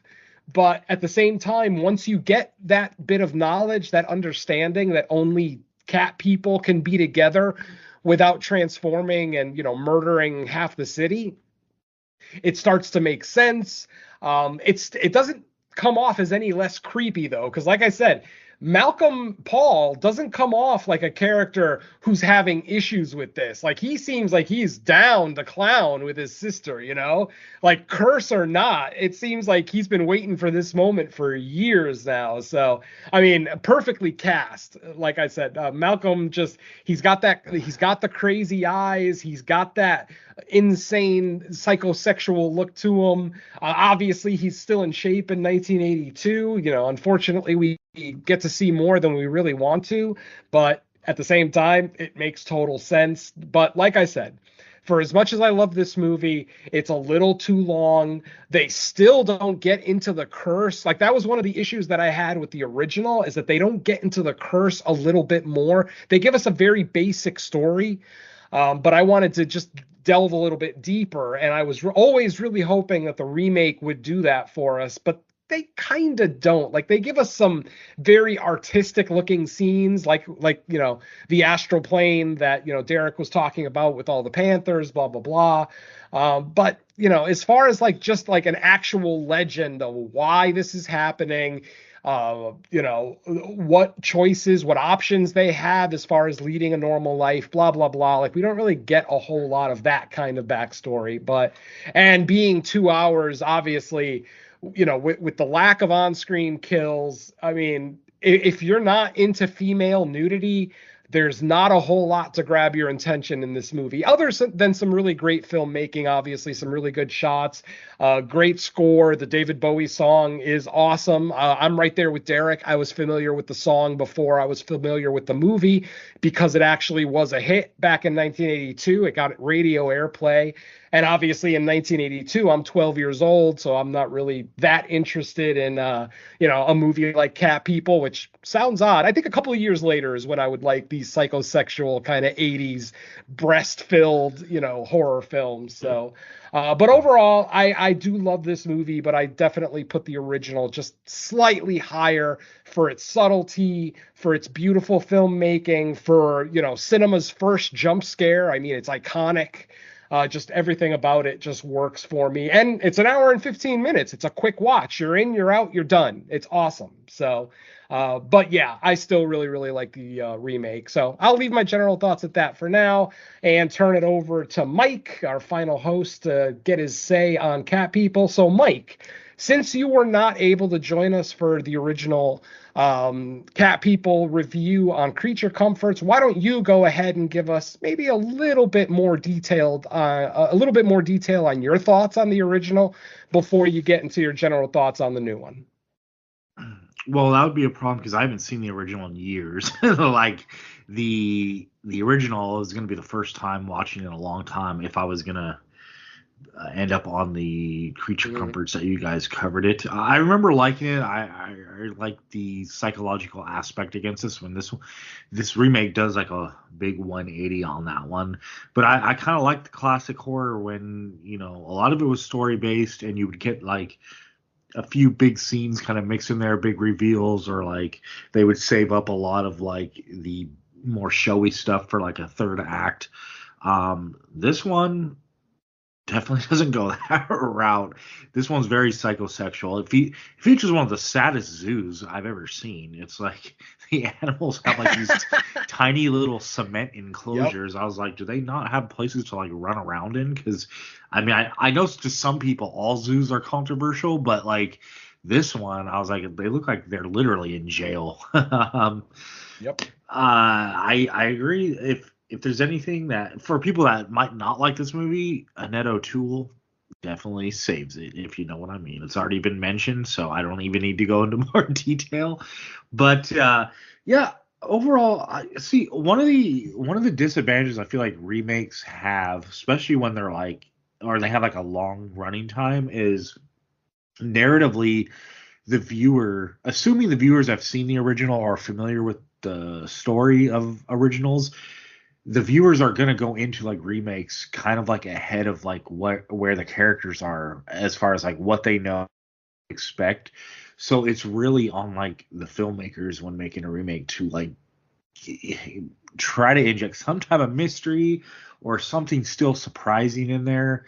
They did like obviously they added more stuff to pad this running time.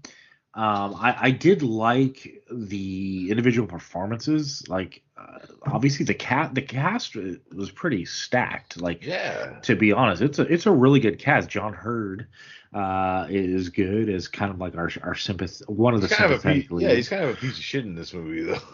If you think about it, if you think about the end.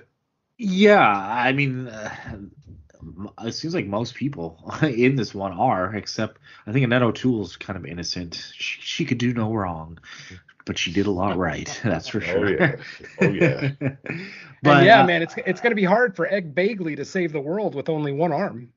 Yeah, that was a cool scene. That was like one of the better on the screen like attacks.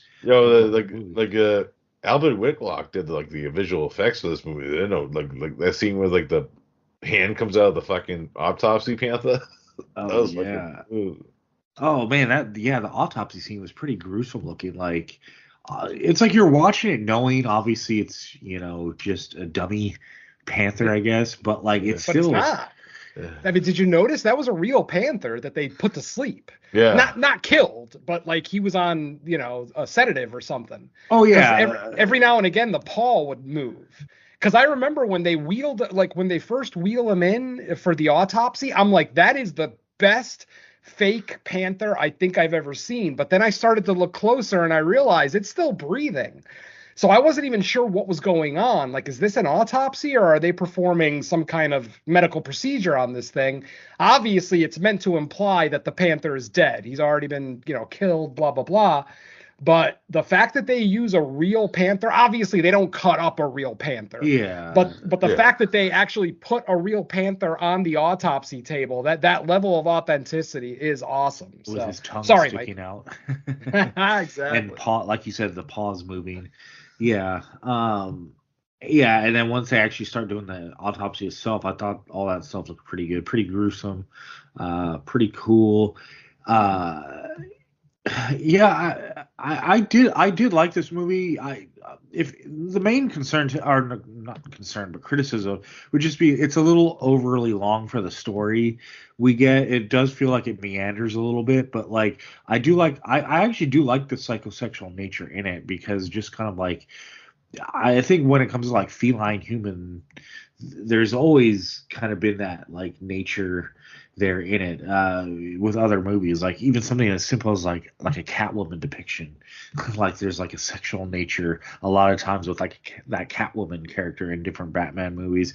But you overall, yeah, I think this one's really driven by the cast. It makes me want to go back and watch the original though because I haven't seen it.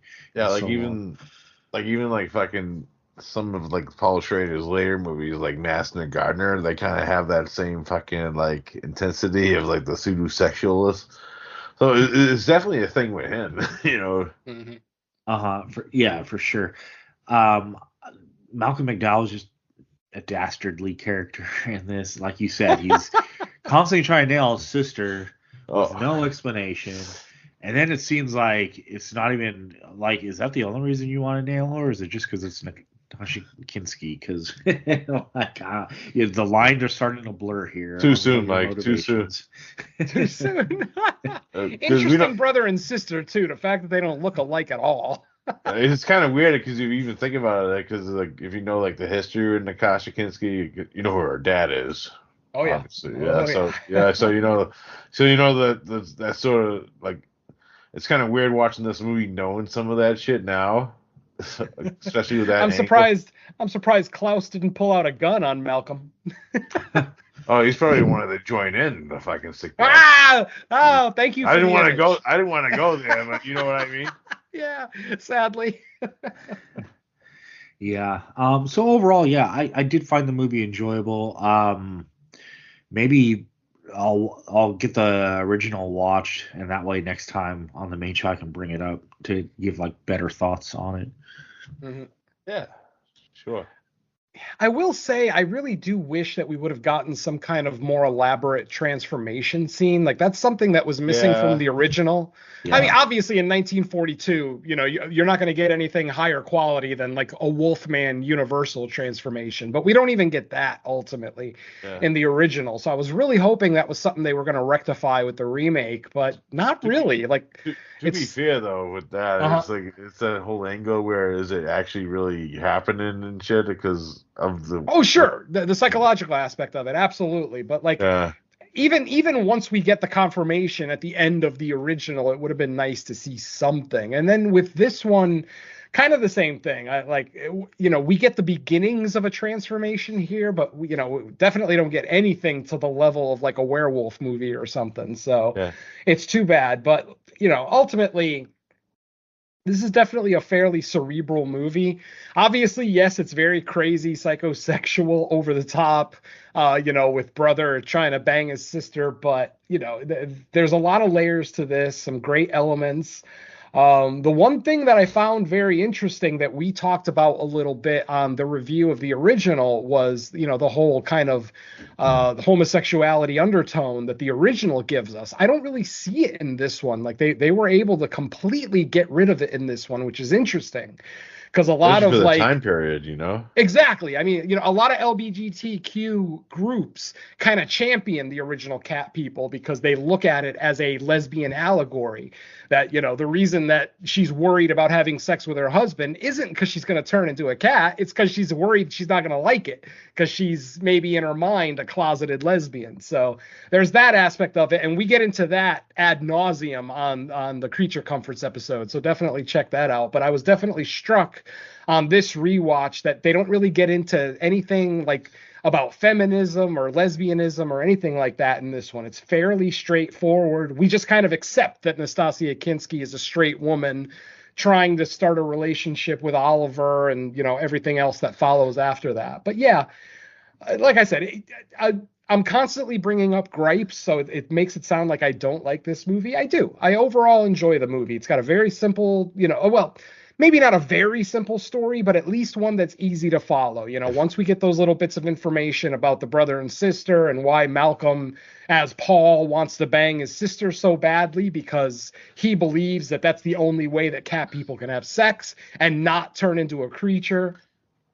One thing I did like about this movie that they changed from the original is the fact that the person who is transformed into the Panther still has a little bit of themselves. In other words, they still have free will. In the original Cat People, when Arena turns into the cat, she's just a wild panther. She'll kill anything in front of her. But in this one, we get multiple scenes where, especially the first time that Nastasia actually sleeps with Oliver, she turns into a panther, but then she makes the decision not to attack Oliver, to leave and attack someone else.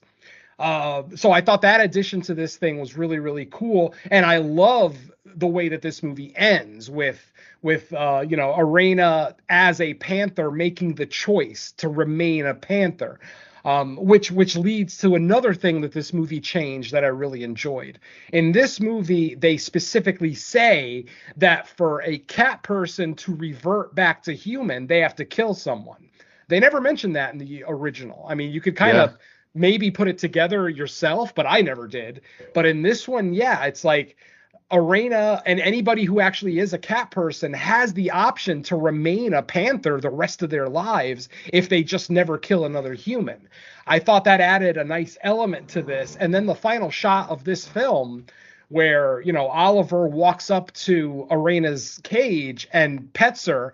I mean, just the image of a grown man walking up to a full-grown panther and petting it on its head is crazy enough. Because panthers are, yeah, I mean, they're wild animals, for Christ's sake. Yeah. But the added element of, like I said, Arena still having a piece of herself in there. She knows that she's as a panther, she knows that she's really a human, but her human life is so just spiraling and, there's just too much drama that she makes the choice to stay a panther. And I like that. I actually like that decision a lot. It's a very mature decision, I think. She realizes that she's going to be a danger to humanity, and she doesn't want to be. She's not like this. She's not like Malcolm, who welcomes killing people. I mean, I'm singing in the rain. It sucks. It sucks to be a prostitute in horror movies, doesn't it? Poor Lynn Laurie. Oh my God, that's right. Lynn Laurie, our Shivers veteran, who I loved in Shivers, by the way. But yeah. That's a classic scene. Like, that scene is actually shown in that compilation back in 1984, Terror in the Isles. Yeah, that was my first introduction to cat people, was that scene in Terror in the Isles. And I'm like, what is this movie with this giant cat killing people? I need to see this. I sought it out. Now, admittedly, at like 15 years old, I may not have quite completely understood the Cat People remake. I kind of took it just at face value, so I didn't really enjoy it very much. I was definitely more into just blood. Just give me all the blood when I was younger. But obviously, over the years, I've seen it multiple times. I appreciate Paul Schrader's technical aspects with this one, his beautiful cinematography, really good score. Like, there's a lot to like about this movie, despite me kind of leaning towards the original. So before we move on, anybody else have any closing thoughts on Cat People? All I gotta say, this movie had fucking Frankie Faison in it, fucking Barney from Silence of the Lambs. And it also had fucking John Larroquette, who should have had another scene where he got killed, which would have been amazing. Yeah, definitely. Obviously, there were some other story element changes that we didn't talk about that are, kind of varying degrees of good and bad. So, you kind of take it with a grain of salt. But I would still definitely recommend if you've never seen either of these films, watch the original first so you can kind of see where the DNA of this storyline, and plus to experience the first cinematic jump scare ever. Like I said, the original 1942 Cat People has that distinction. It is the first cinematic jump scare, and it's actually very effective. It's one of the more effective jump scares, actually. I was actually surprised by it. So yeah. We talk about that also in detail. It actually had a name and whatnot, blah, blah, blah. So like I said, check out that episode of Creature Comforts. But Yeah, if we are all done with cat people, I guess it's time to move on. What do you guys say? It's time to get sad, Brundlefly. To talk about the buzz. Oh, it is so sad. And man, on this watch specifically, I'll get more into it in a little bit, but yeah, on this watch, the sadness of this movie really struck me harder than it ever has Insect before. politics, man. You know, Great like scene. this is the first time I've watched this movie and I don't look at the Brundlefly as the villain or the antagonist of this film. Yes, he's a victim of circumstance. He turns into a monster, but ultimately I don't look at him as the villain per se. But like I said, we'll talk more about that here in a little bit. So of course we are talking about The Fly from 1986, released on August 15th. This one's coming in at an hour and 36 minutes long. It is, of course, the remake of the original Fly that released back in 1958, starring Vincent Price, among others. Now, obviously, in that movie, in the original film, the transformation is instant. There is no slow transformation, which is why these two films are very different. You know, I mean, one is a body horror and one is just more like a sci-fi horror, you know, the original being just very sci-fi horror. And this new one being just obviously directed by David Cronenberg. So, you know, it's going to be a painful movie to watch. And then a great cast, you know, with Jeff Goldblum, Gina Davis, John Getz. You know, we've got and Cronenberg himself as a gynecologist. How awesome is that? Like I said, coming to us from 1986, it currently holds a 7.6 on IMDb, which I still think is a little low, despite that being a pretty high score for horror on IMDb. That needs to be a little bit higher. That means to be like in the 9s. Oh, at least, yeah. I mean, what is there to complain about with this movie? Too much vomit? I don't know. Too much Goldblum ass? You know? Anyway, our synopsis is as follows. A brilliant but eccentric scientist begins to transform into a giant man-fly hybrid after one of his experiments goes horribly wrong. Now, obviously, you know, based on the original, we all know the basic story of The Fly. Both movies do kind of follow the same outline, at least story outline. But then obviously in the second and third acts, they go into drastically different directions. So let's go ahead and bring in Mike first. And Mike will be joining us for our review of the original. But I would still ask Mike, if you've seen the original Fly, you know, anytime recently, go ahead and give us some very general thoughts on that, and then jump into your thoughts on the remake, please. I have seen the original Fly, not in a while, but I love it. Absolute classic to me. Vincent Price is amazing, and that ending is incredible. Infamous. Help me! Yeah. So when I was giving my thoughts on the Cat People remake, one of the critiques I brought up is with remakes specifically is sometimes the audience is ahead of the game as far as like what's going on. I feel like Cronenberg worked this perfectly in this movie because this movie starts and we're like off to the races almost immediately. It's not that I feel like he understands like this is a remake of a classic I'm making. And this is back in the 80s, so you think of the age of like it was probably a bunch of people that kind of grew up with the original one and now they're getting the remake. So I discount people, you know, I was like basically just above being a toddler when it came out, so I don't include myself in that group. But for like the people that were going into this knowing it was a remake, having seen the original, you don't have to cut through much red tape before you get right into it. It's like the opening party scene where Goldblum and Gene Davis meet, and then like within what, like 5-10 minutes, he's showing her the his science equipment and putting on like a display. And I feel like that's like a credit to Cronenberg to say, look, I know you guys know the general basic story of what's going to happen here, so there's no reason to have a huge overly long setup. And I feel like this movie just doesn't slow down. It goes by quick. And especially there's a one point in the kind of transformation that's happening that like once he hits like a certain threshold, it's like fly time for like the rest of the movie. He just gets the Brundle Museum. Yeah, he gets more broken down, more gross. I guess in certain ways you can say stronger if you consider like, you know, his pure fly form as like a strong creature. And then the special effects, the practical effects, top notch. The carnage in this, it does everything you want it to. It's gross, but it's you almost admire it in the grossness because of how practical it looks, how realistic it looks. I think Gina Davis is great in this. I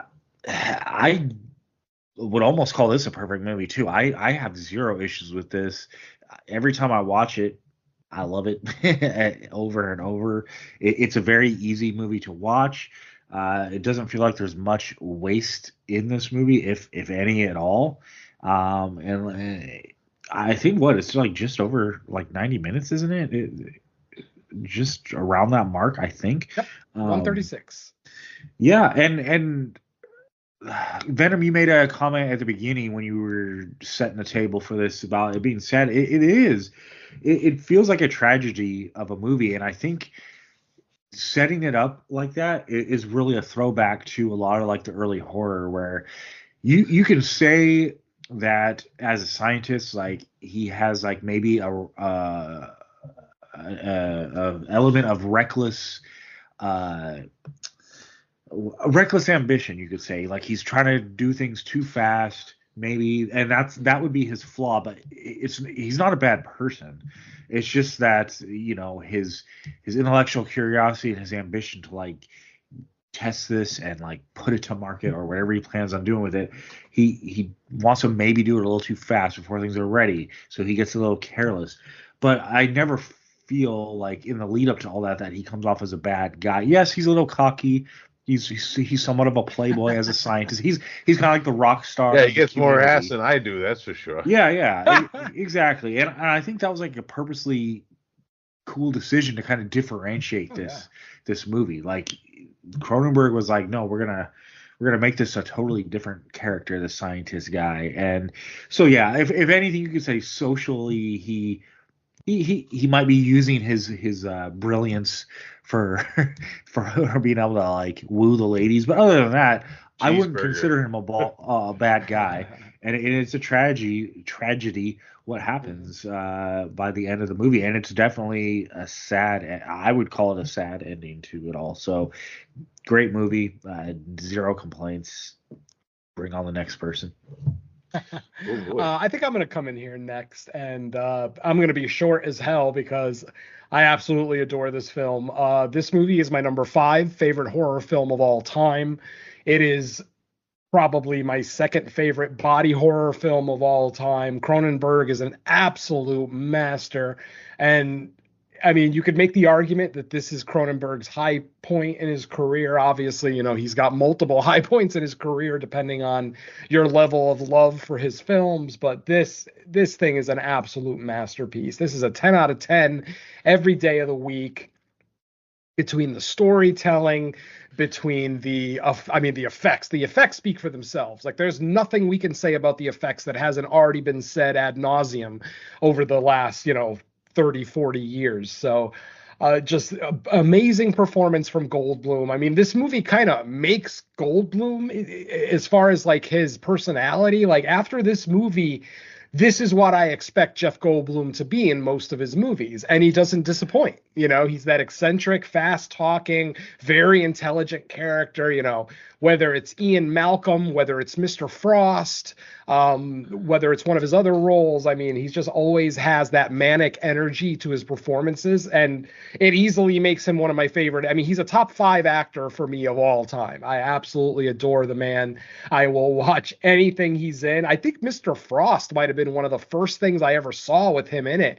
And that's a movie that a lot of people aren't familiar with. I believe it came out the year before this one, or maybe the year after this one. But it's actually him, Jeff Goldblum, kind of playing a serial killer, like a maniac in a mental institution. And that performance, that goddamn performance in that movie I thought is that came out in stellar. 1990. Oh, was that 90? Wow. Okay, so I'm way off. But goddamn, did I love that movie. I mean, and like I said, I don't know if it was one of those direct-to-video movies, because I had never I heard think of it it. was. Yeah, I had never heard of it until I saw it at the video store one day. But that is the movie that made Goldblum one of my favorite actors ever. That performance is stellar. I mean, there's barely any violence in that movie. It's really a chamber piece, just Goldblum talking to a psychologist. I just fucking love it. So, and like I said, if you haven't seen it, seek it out. It's probably not the easiest movie to find, but if you can find it, watch it. Highly recommend. When he's the bad guy in Deep Cover, yeah, I mean, hey, he's always a great villain. I mean, he doesn't really get as many villainous roles as I thought he would, but that's good too, because he's a likable person, and maybe we don't want to see him just go down the route of like David Warner, where he just plays a villain in every single movie. Besides Ninja Turtles too. Yeah, exactly. Thank you for that. So yeah, I mean, what can I say about The Fly? I adore this film. Potentially a top 3 creature feature for me all time. I can watch this just daily, constantly. Amazing effects, great score. The main theme of this movie is amazing. Fucking the same dude who does the Lord of the Rings movies. Yes. Sure. Howard Shore, man, what a great job with the score. Just really, just the music that's playing at the beginning, just when the camera is kind of panning across Brundle's like lab and we see the pods and everything, just amazing. So yeah, I mean, there's top almost 5 composers for me. Oh, by far, absolutely. I mean, all time, definitely. Yeah. I mean, there's nothing negative I can say about The Fly. I love every minute of this movie. This is potentially Gina Davis's best performance in my personal opinion. Absolutely love her in this. Obviously, she's very young and pretty, so that obviously helps. John Getz' character is like the ex-boyfriend, perfectly done. And yeah, like Mike said, this ending, I mean, wow, this ending. I mean, when Brundle actually grabs the shotgun himself and puts it up to his head, like that's heavy. That is so, because ultimately, like, how many times have we seen it with like a werewolf movie or any kind of transformation movie? Just recently, the Wolfman. Yeah, exactly. Where the creature will, just attack their own loved one or whatever. But here, again, just like with Cat People 1982, he obviously, his mind is intact. Obviously, he loses the ability to speak because his mandible gets fucking ripped off.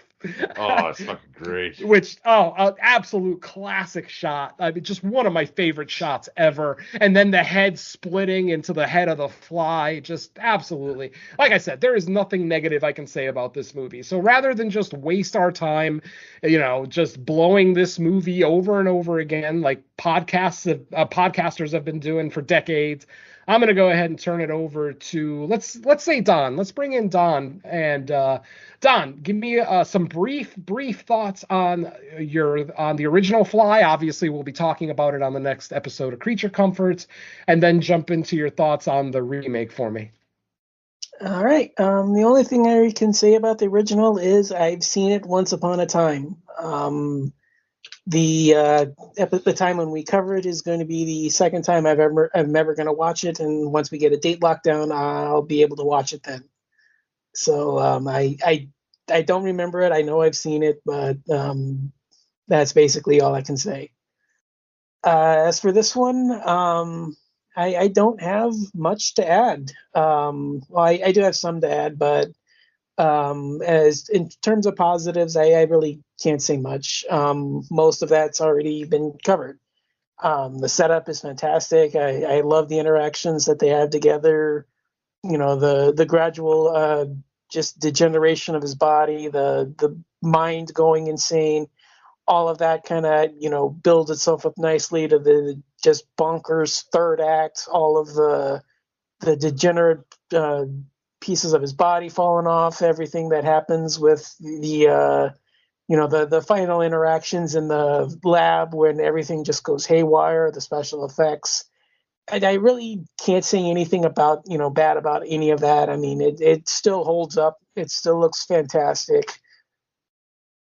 The one thing I will say, and this is the one area that, as a person like me, kind of just takes note of, I don't think the science in this one holds up as much as it should. The one thing that it kind of carries, the one thing with the transformation here is that it carries out as a slow, degenerate transformation of the body. And I understand that they did that because it's, a metaphor for cancer and, sexually transmitted diseases and, all that kind of stuff. I just don't think that the way that the transformation that he takes place here works the way that it should.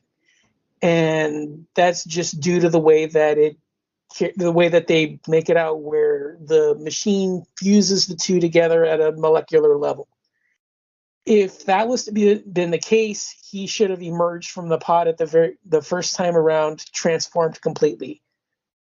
When you merge the two genes together, it would operate as if that's the way that the being would have operated under its entire lifespan, not slowly turning a human being and a fly, when you merge them together, their molecular structure is so completely different that it's going to act as if that was the case of the being's entire lifespan, not allow the human being to go through looking exactly the same, and then 2-3 days later he's going to start undergoing a transformation into a fly.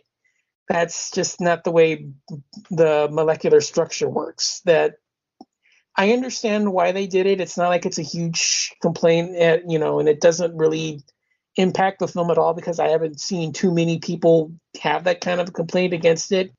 But that's just the way that, for me, it is an area that it just kind of knocks the film down slightly, just because it doesn't work like that. It's not just, he's going to get changed and turned into a half man, half fly, and then 2 or 3 days later, he's going to become a full fly. He's going to come out of the chamber acting as if he's been a half man, half fly this entire time. That's just the way that the molecular structure works. But not a lot of people talk about it, so it's not a big deal. And I mean, it's not even that big of a factor for me against the film.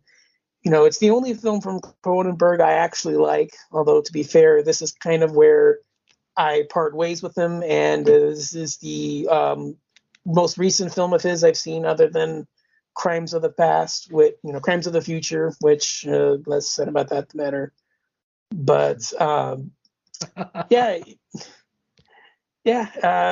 mean, like I said, all of the other positives that we've mentioned, I can champion them and, say thirded, or I'm assuming we're going to be a foursome with Derek in a few minutes. But yeah, that's just the one thing for me, is that I'm not a fan of how the transformation plays out, and I'm not a fan of how the science explains everything. But I understand why they did it, and I get if that's not a factor for you, if you're not thinking that way, but that's just the way that it comes off for me. But yeah, one of the greatest, not for me in the top 10, but I completely understand and I get it. So yeah, it's just the only thing on my end.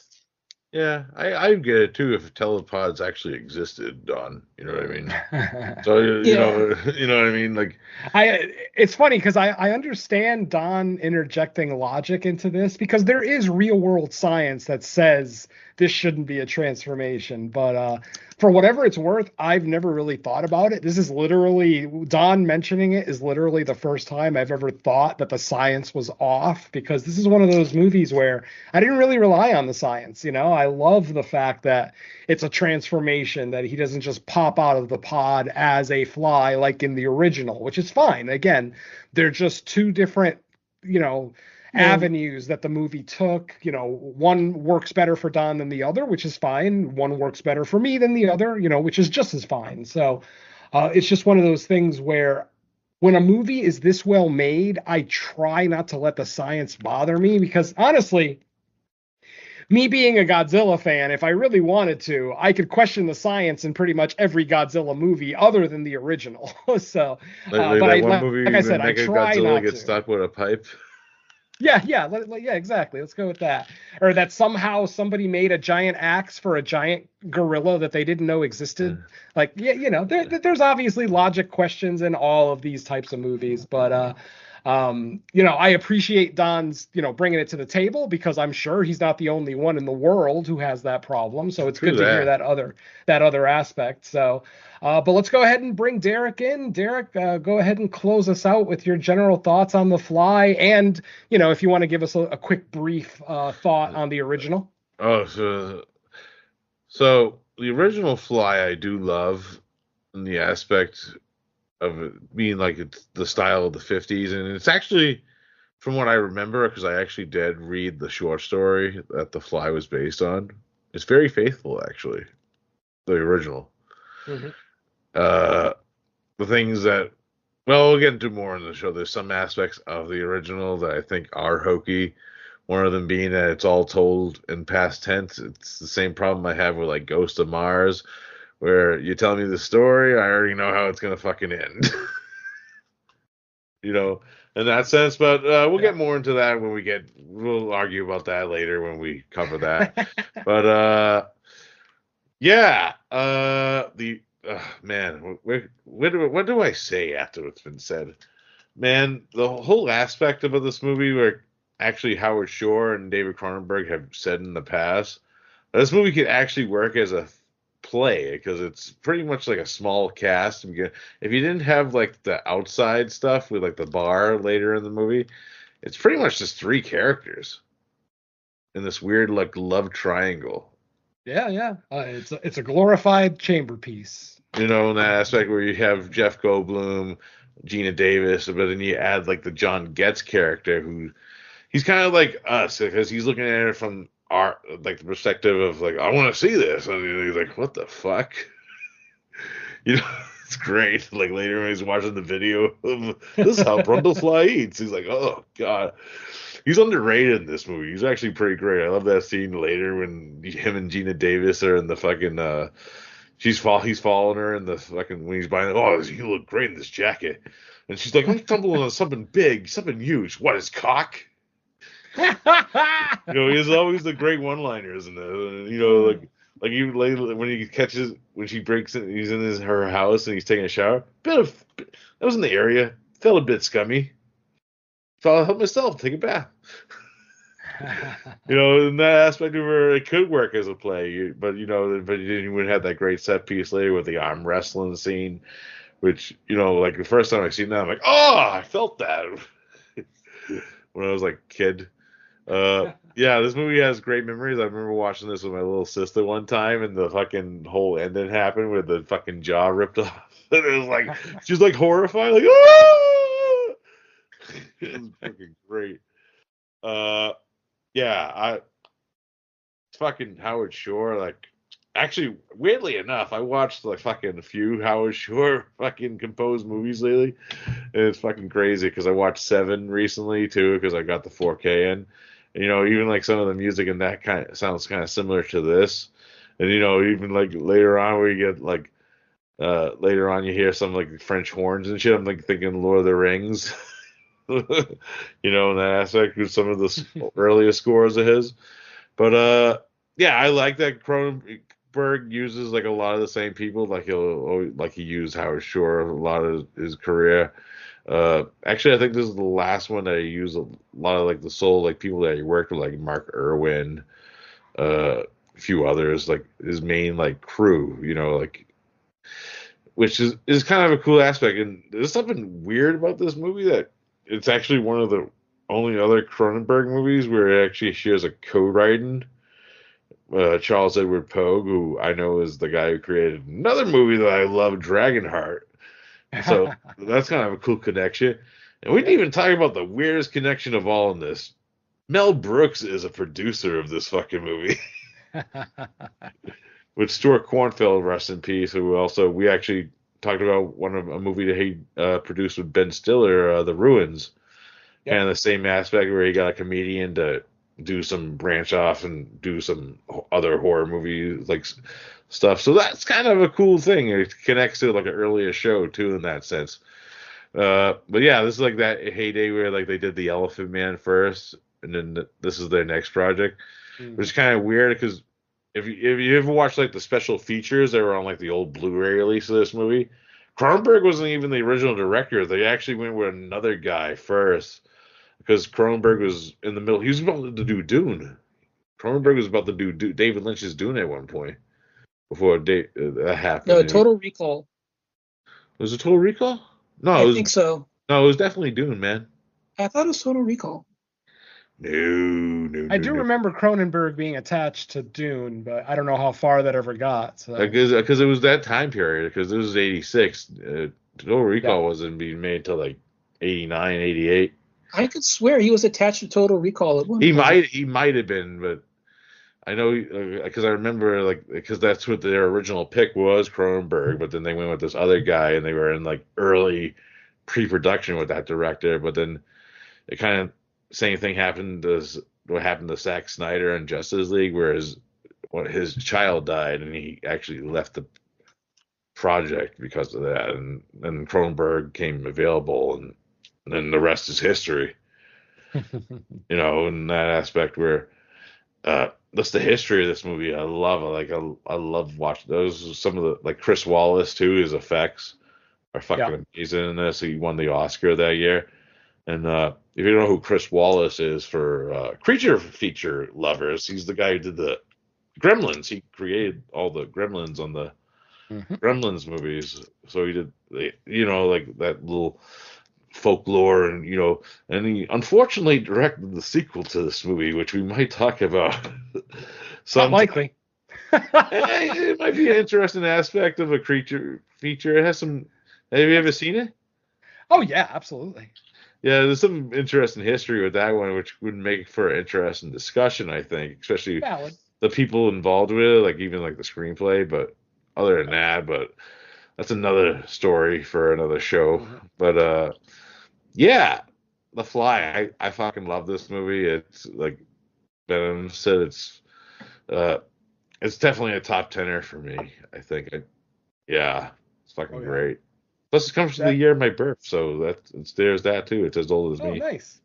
Yeah. We're always more attached to movies from the year we were born. I think 1970 was a big year for me as far as some of the horror films that came out that year that I obviously watched in hindsight, since I was all of less than a year old. Here I am with 1984 and just have Friday the 13th. You got Gremlins. It's not really much of a horror film, though. Oh, no, I mean, valid. It's a Jason. Yeah. It's a Jason. I mean, I like it, but I mean, the original script. I consider the original. Yeah, I consider Gremlins still horror, though. They're still. It's a Jason enough that I don't. It's a Jason enough I don't mind. I don't hate it when it comes up. It's just not one that I immediately go to. Right. If they would have made the original script that was written for that movie, it absolutely would have been a horror movie. I mean, that was supposed to be an R-rated, gritty horror movie. I mean, the mom was supposed to die in that kitchen scene. So, but I see Don's point, because honestly, I would say family film first for Gremlins. It's family film first that's horror adjacent as well. I wouldn't argue with anyone who calls it horror, not at all. I mean, they're Gremlins. They're monsters. I've said it before. I'll say it again. I consider most creature features horror. So, not really worth getting into an argument about. But yeah, I totally see both sides of the argument on this one. Yeah, especially when they kill that teacher guy in that one scene, Oh, no, absolutely. Yeah. And they almost kill the dog, which would have pissed me right the hell off. Yeah. Because I know Chris Columbus actually wrote a script for fucking Gremlins 3. Right. Yeah, I had heard that too years ago. Yep. Yeah, so I'm curious how that would go. Yeah. We may never find out. Too bad. Yeah. Oh, by the way, no one's even mentioned the MVP of this movie, Typhoon the Baboon. I love the baboon. Yeah. What's funny, it's so unrealistic because baboons are very aggressive, not friendly creatures. But Typhoon obviously is a Hollywood trained baboon. But it's just so weird that here's this scientist who he doesn't even keep it in a cage. He just keeps it like out in the open in his lab. Yeah, he's just chilling with it. Yeah, just chilling in a chair. But like I said, if you watch as many like nature documentaries as I do, that baboon would have torn Jeff Goldblum apart if it wasn't like a Hollywood trained baboon. I heard it actually did bite him, I think. Yes, I did hear that too in the special features on the Blu-ray. Yeah, that it did bite him, which is interesting. All right, well, let's get into this story a little bit. It's, again, not a very complicated story. If you've seen the original, you've already got kind of a clue on where this is going. Seth Brundle is a scientist. He's trying to work on teleportation technology, creates telepods, is able to successfully transport inanimate objects back and forth. When he eventually tries to do it with a piece of meat, it comes out wrong because the machine doesn't know how to, reconstruct flesh. Exactly. He doesn't know how to reconstruct the flesh. At the second portal, eventually he gets the formula right. He ends up trying it with the first of the baboons. He owns two baboons. Obviously, they're both played by Typhoon, the baboon. But obviously, they're brother and sister in the movie. The first baboon that he tries ends up getting turned inside out in what is an almost funny scene if I didn't love animals so much. Just the way that it's like twitching inside of the pod and everything. Just kind of, oh my God, it's so sad, yet somehow comical. I don't know. It's weird. And then obviously, of course, he tries it again with the second baboon. This time he is successful. One night obviously, I'm skipping all the romance stuff. He meets Gina Davis, who's a reporter. They end up going back to his place. After a while, he ends up showing her his Brundle worm. And then a few days later, she's introduced to his Brundle fly. So that's my dad joke for the episode, folks. Anyway, after the teleportation, he realizes that a fly got into the telepod with him, which ended up fusing with his DNA. Bringing back Don's point that he should have just been a fly hybrid as soon as he came out, but instead Cronenberg, being the master of body horror, wanted to make this a slow and torturous movie, which is exactly what we get. We get that slow transformation where first his skin starts to change, then his teeth are falling out, his nails are falling out, all the way up until that final, confrontation at the end with Gina Davis and her ex, where she ends up tearing his mandible off. Some great, like I said, some really, really well-made scenes here with Brundle climbing up the walls, on the ceiling, some really nice shots of like him up on the ceiling with Gina Davis down on the floor. Yeah, so they're not doing it with like an upside down room. How sometimes they'll just have a room that flips upside down, but this one they're obviously suspending Jeff Goldblum up there, which I kind of appreciate more since it's being done practical. What else can we get into with this? I mean, eventually she decides to mercy kill him. I'm skipping a lot here, folks, obviously, because the show's already been long. The only thing the scene I forgot to mention, my thoughts on it that I love, is the scene where before like the whole hospital scene where he's talking to her in the room and he was just talking about like insect politics. That's like some of the best performance with all the makeup. Amazing dialogue with just obviously heightened with the amazing makeup, the great writing, great direction, editing. I mean, like I said, I feel like all four of us, even though one of us did have a little bit of an issue with the science, ultimately, I think we all love this film for what it did, its history, everything else. Oh, I'm sorry. I kind of trailed off from the story.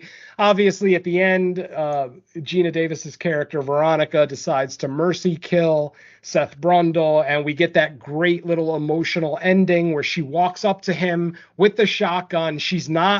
At first, she's not able to do it despite his transformation, despite everything that's happened to him, she's still mildly in love with the man and, you know, still has feelings for him. But then when he grabs the barrel of the shotgun and puts it up against his own head, it's like that's the confirmation that Seth Brundle is still in there. The man is still in there. It's just he's kind of limited with what his body can do. And she pulls the trigger, and it's a fairly what do you call it? Like abrupt ending, because literally she blows his head off and then closing credits. Effects by Chris Wallace. Yeah, it's really, really crazy. But yeah, like Derek said, this did win the 1987 Oscar for makeup effects for Chris Wallace and his partner. I forgot his partner's name, but two guys were responsible for the effects here.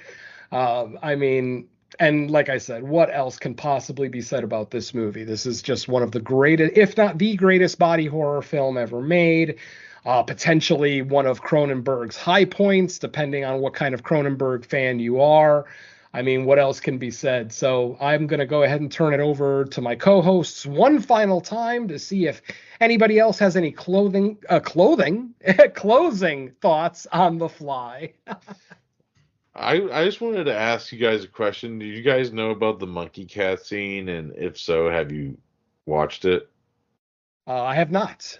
I've heard of it. I have not seen it. Yes, there was a deleted scene that was on the Blu-ray where there's a scene where it's a kind of mid before Brundle becomes before he's like the big ogre Brundle, where he still kind of looks like Jeff Goldblum a little bit, but more like deteriorated. Where he actually is like testing with the pod, and he uses the bamboo and mixes it with a cat. And then this monkey bamboo cat thing attacks him, and that's actually a scene where you see like in that scene, a piece of like a mandible comes out of his chest, of the Fly mandible that he rips off. I guess it was deleted because the brutality of how he actually ends up killing the bamboo cat in it. Yeah. And a lot of people did. That's what I heard anyways, but it's actually interesting. Like the makeup is really fucking, it kind of reminds me of like Robin Englund's makeup when he's pissed off Freddy in Freddy versus Jason, the way it looks in that sense, where it's all like, ooh, and he still has like the Goldblum hair, but yeah, it's just a cool scene, like the history of this movie, looking it up. I wanted to mention it. There's some, if you look at it, you can look at it probably on YouTube if you wanted to check it out, peeps. To see some more like effects work for this movie that wasn't in the actual movie, but it was still cool to still be able to see it. By the way, did I see correctly? Was his penis in the medicine cabinet?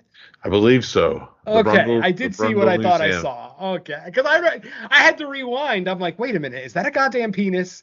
Did I really need to see that? So well, that's kind of interesting. Don or Mike, any closing thoughts before we get out of here?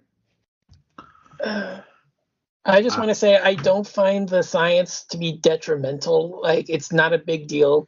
Like, if I still had to rate this is still like a 9.5 to me. Like, that's kind of where I still stand on it. So nice. Yeah, it's not like I think it's a big detrimental deal. I mean, you guys didn't even know about it, so it's not like that's kind of how it is for me. Yeah, I mean, for me, it's not even really all that much of a. It's not that big of a argument against it at all. Sure. Oh, I hear you, man. I wasn't saying it was. This movie made me want to buy spicy eggplant. I would just say that if you listen to me on enough podcasts, I'm generally lukewarm on like remakes or the idea of remakes. But with that said, there is like a handful of them that I consider a great example of how to do it, and that all the ones from the 80s. They've exceeded the original in a lot of ways. Cronenberg's The Fly would be one. He keeps the kind of like the central theme and idea from the original, but he has enough wherewithal to say, I'm going to make tweaks to it and really indulge in the playfulness of what you can do with that general concept, but updated for the capabilities in like special effects. So if there is a remake that I'm really gonna like, that should be a sign that it's probably really good, just because like what I usually have to say about remakes. But The Fly is, to me, a great example of how to take a movie where the original, I think, is mostly universally liked from what I know of people, and do something really fun, creative, and new with the general concept. So it's a high recommend. Exactly, yeah. And I mean, man, what else can we possibly say about it? Just a spectacular film. We sucked that Brundle dick. So, folks, let us know what you thought. Do you like the creature feature remake topic? Because obviously there's a plethora of options out there. Maybe next time we do this, we might bring The Thing and The Blob to the table. Who knows? Obviously there's a long list of great 80s creature feature remakes. So let us know if you enjoyed this topic. Maybe we'll bring it back in 2026, but that does it for my driving the bus duties. So I'm going to go ahead and turn it over to our fearless leader, Mike, to close us out. All right. So, that's going to do it for this episode, number 65 of No More Room in Hell. Don, thanks a ton for joining us again. Always glad to have you here. I swear every time it feels weird to say thanks for joining us because I'm just so used to doing shows with you already. So I'm like, oh yeah, that's right. He is actually a guest on this one technically, but great having you again, Don. Always a pleasure. Yeah, you guys know where to find me. I'm always happy to be here. May the force be with you. And next up in the rotation for movie picks would be Derek. I have no idea if you already know what you're picking yet or not. Do you? I got two ideas. I'm gonna probably pick one later today, but I'll let you guys know. Cool. All right. Yeah, it's always a toss up. Sometimes whoever's next up knows already. Sometimes they don't. So no biggie. But thanks everybody for listening to another episode, and we will try, because we're still relatively in the first 10 days of the month, so we are going to try our hardest to get another March episode out. So yeah, that said, thanks everyone for listening. Let's say bye to the listeners. Later. Cheeseburger. Annette O'Toole's body. Those lovely Michael McKean just motorboats those. Oh, what a lucky bastard. Hell yeah. Lead singer of Spinal Tap for life. Peace.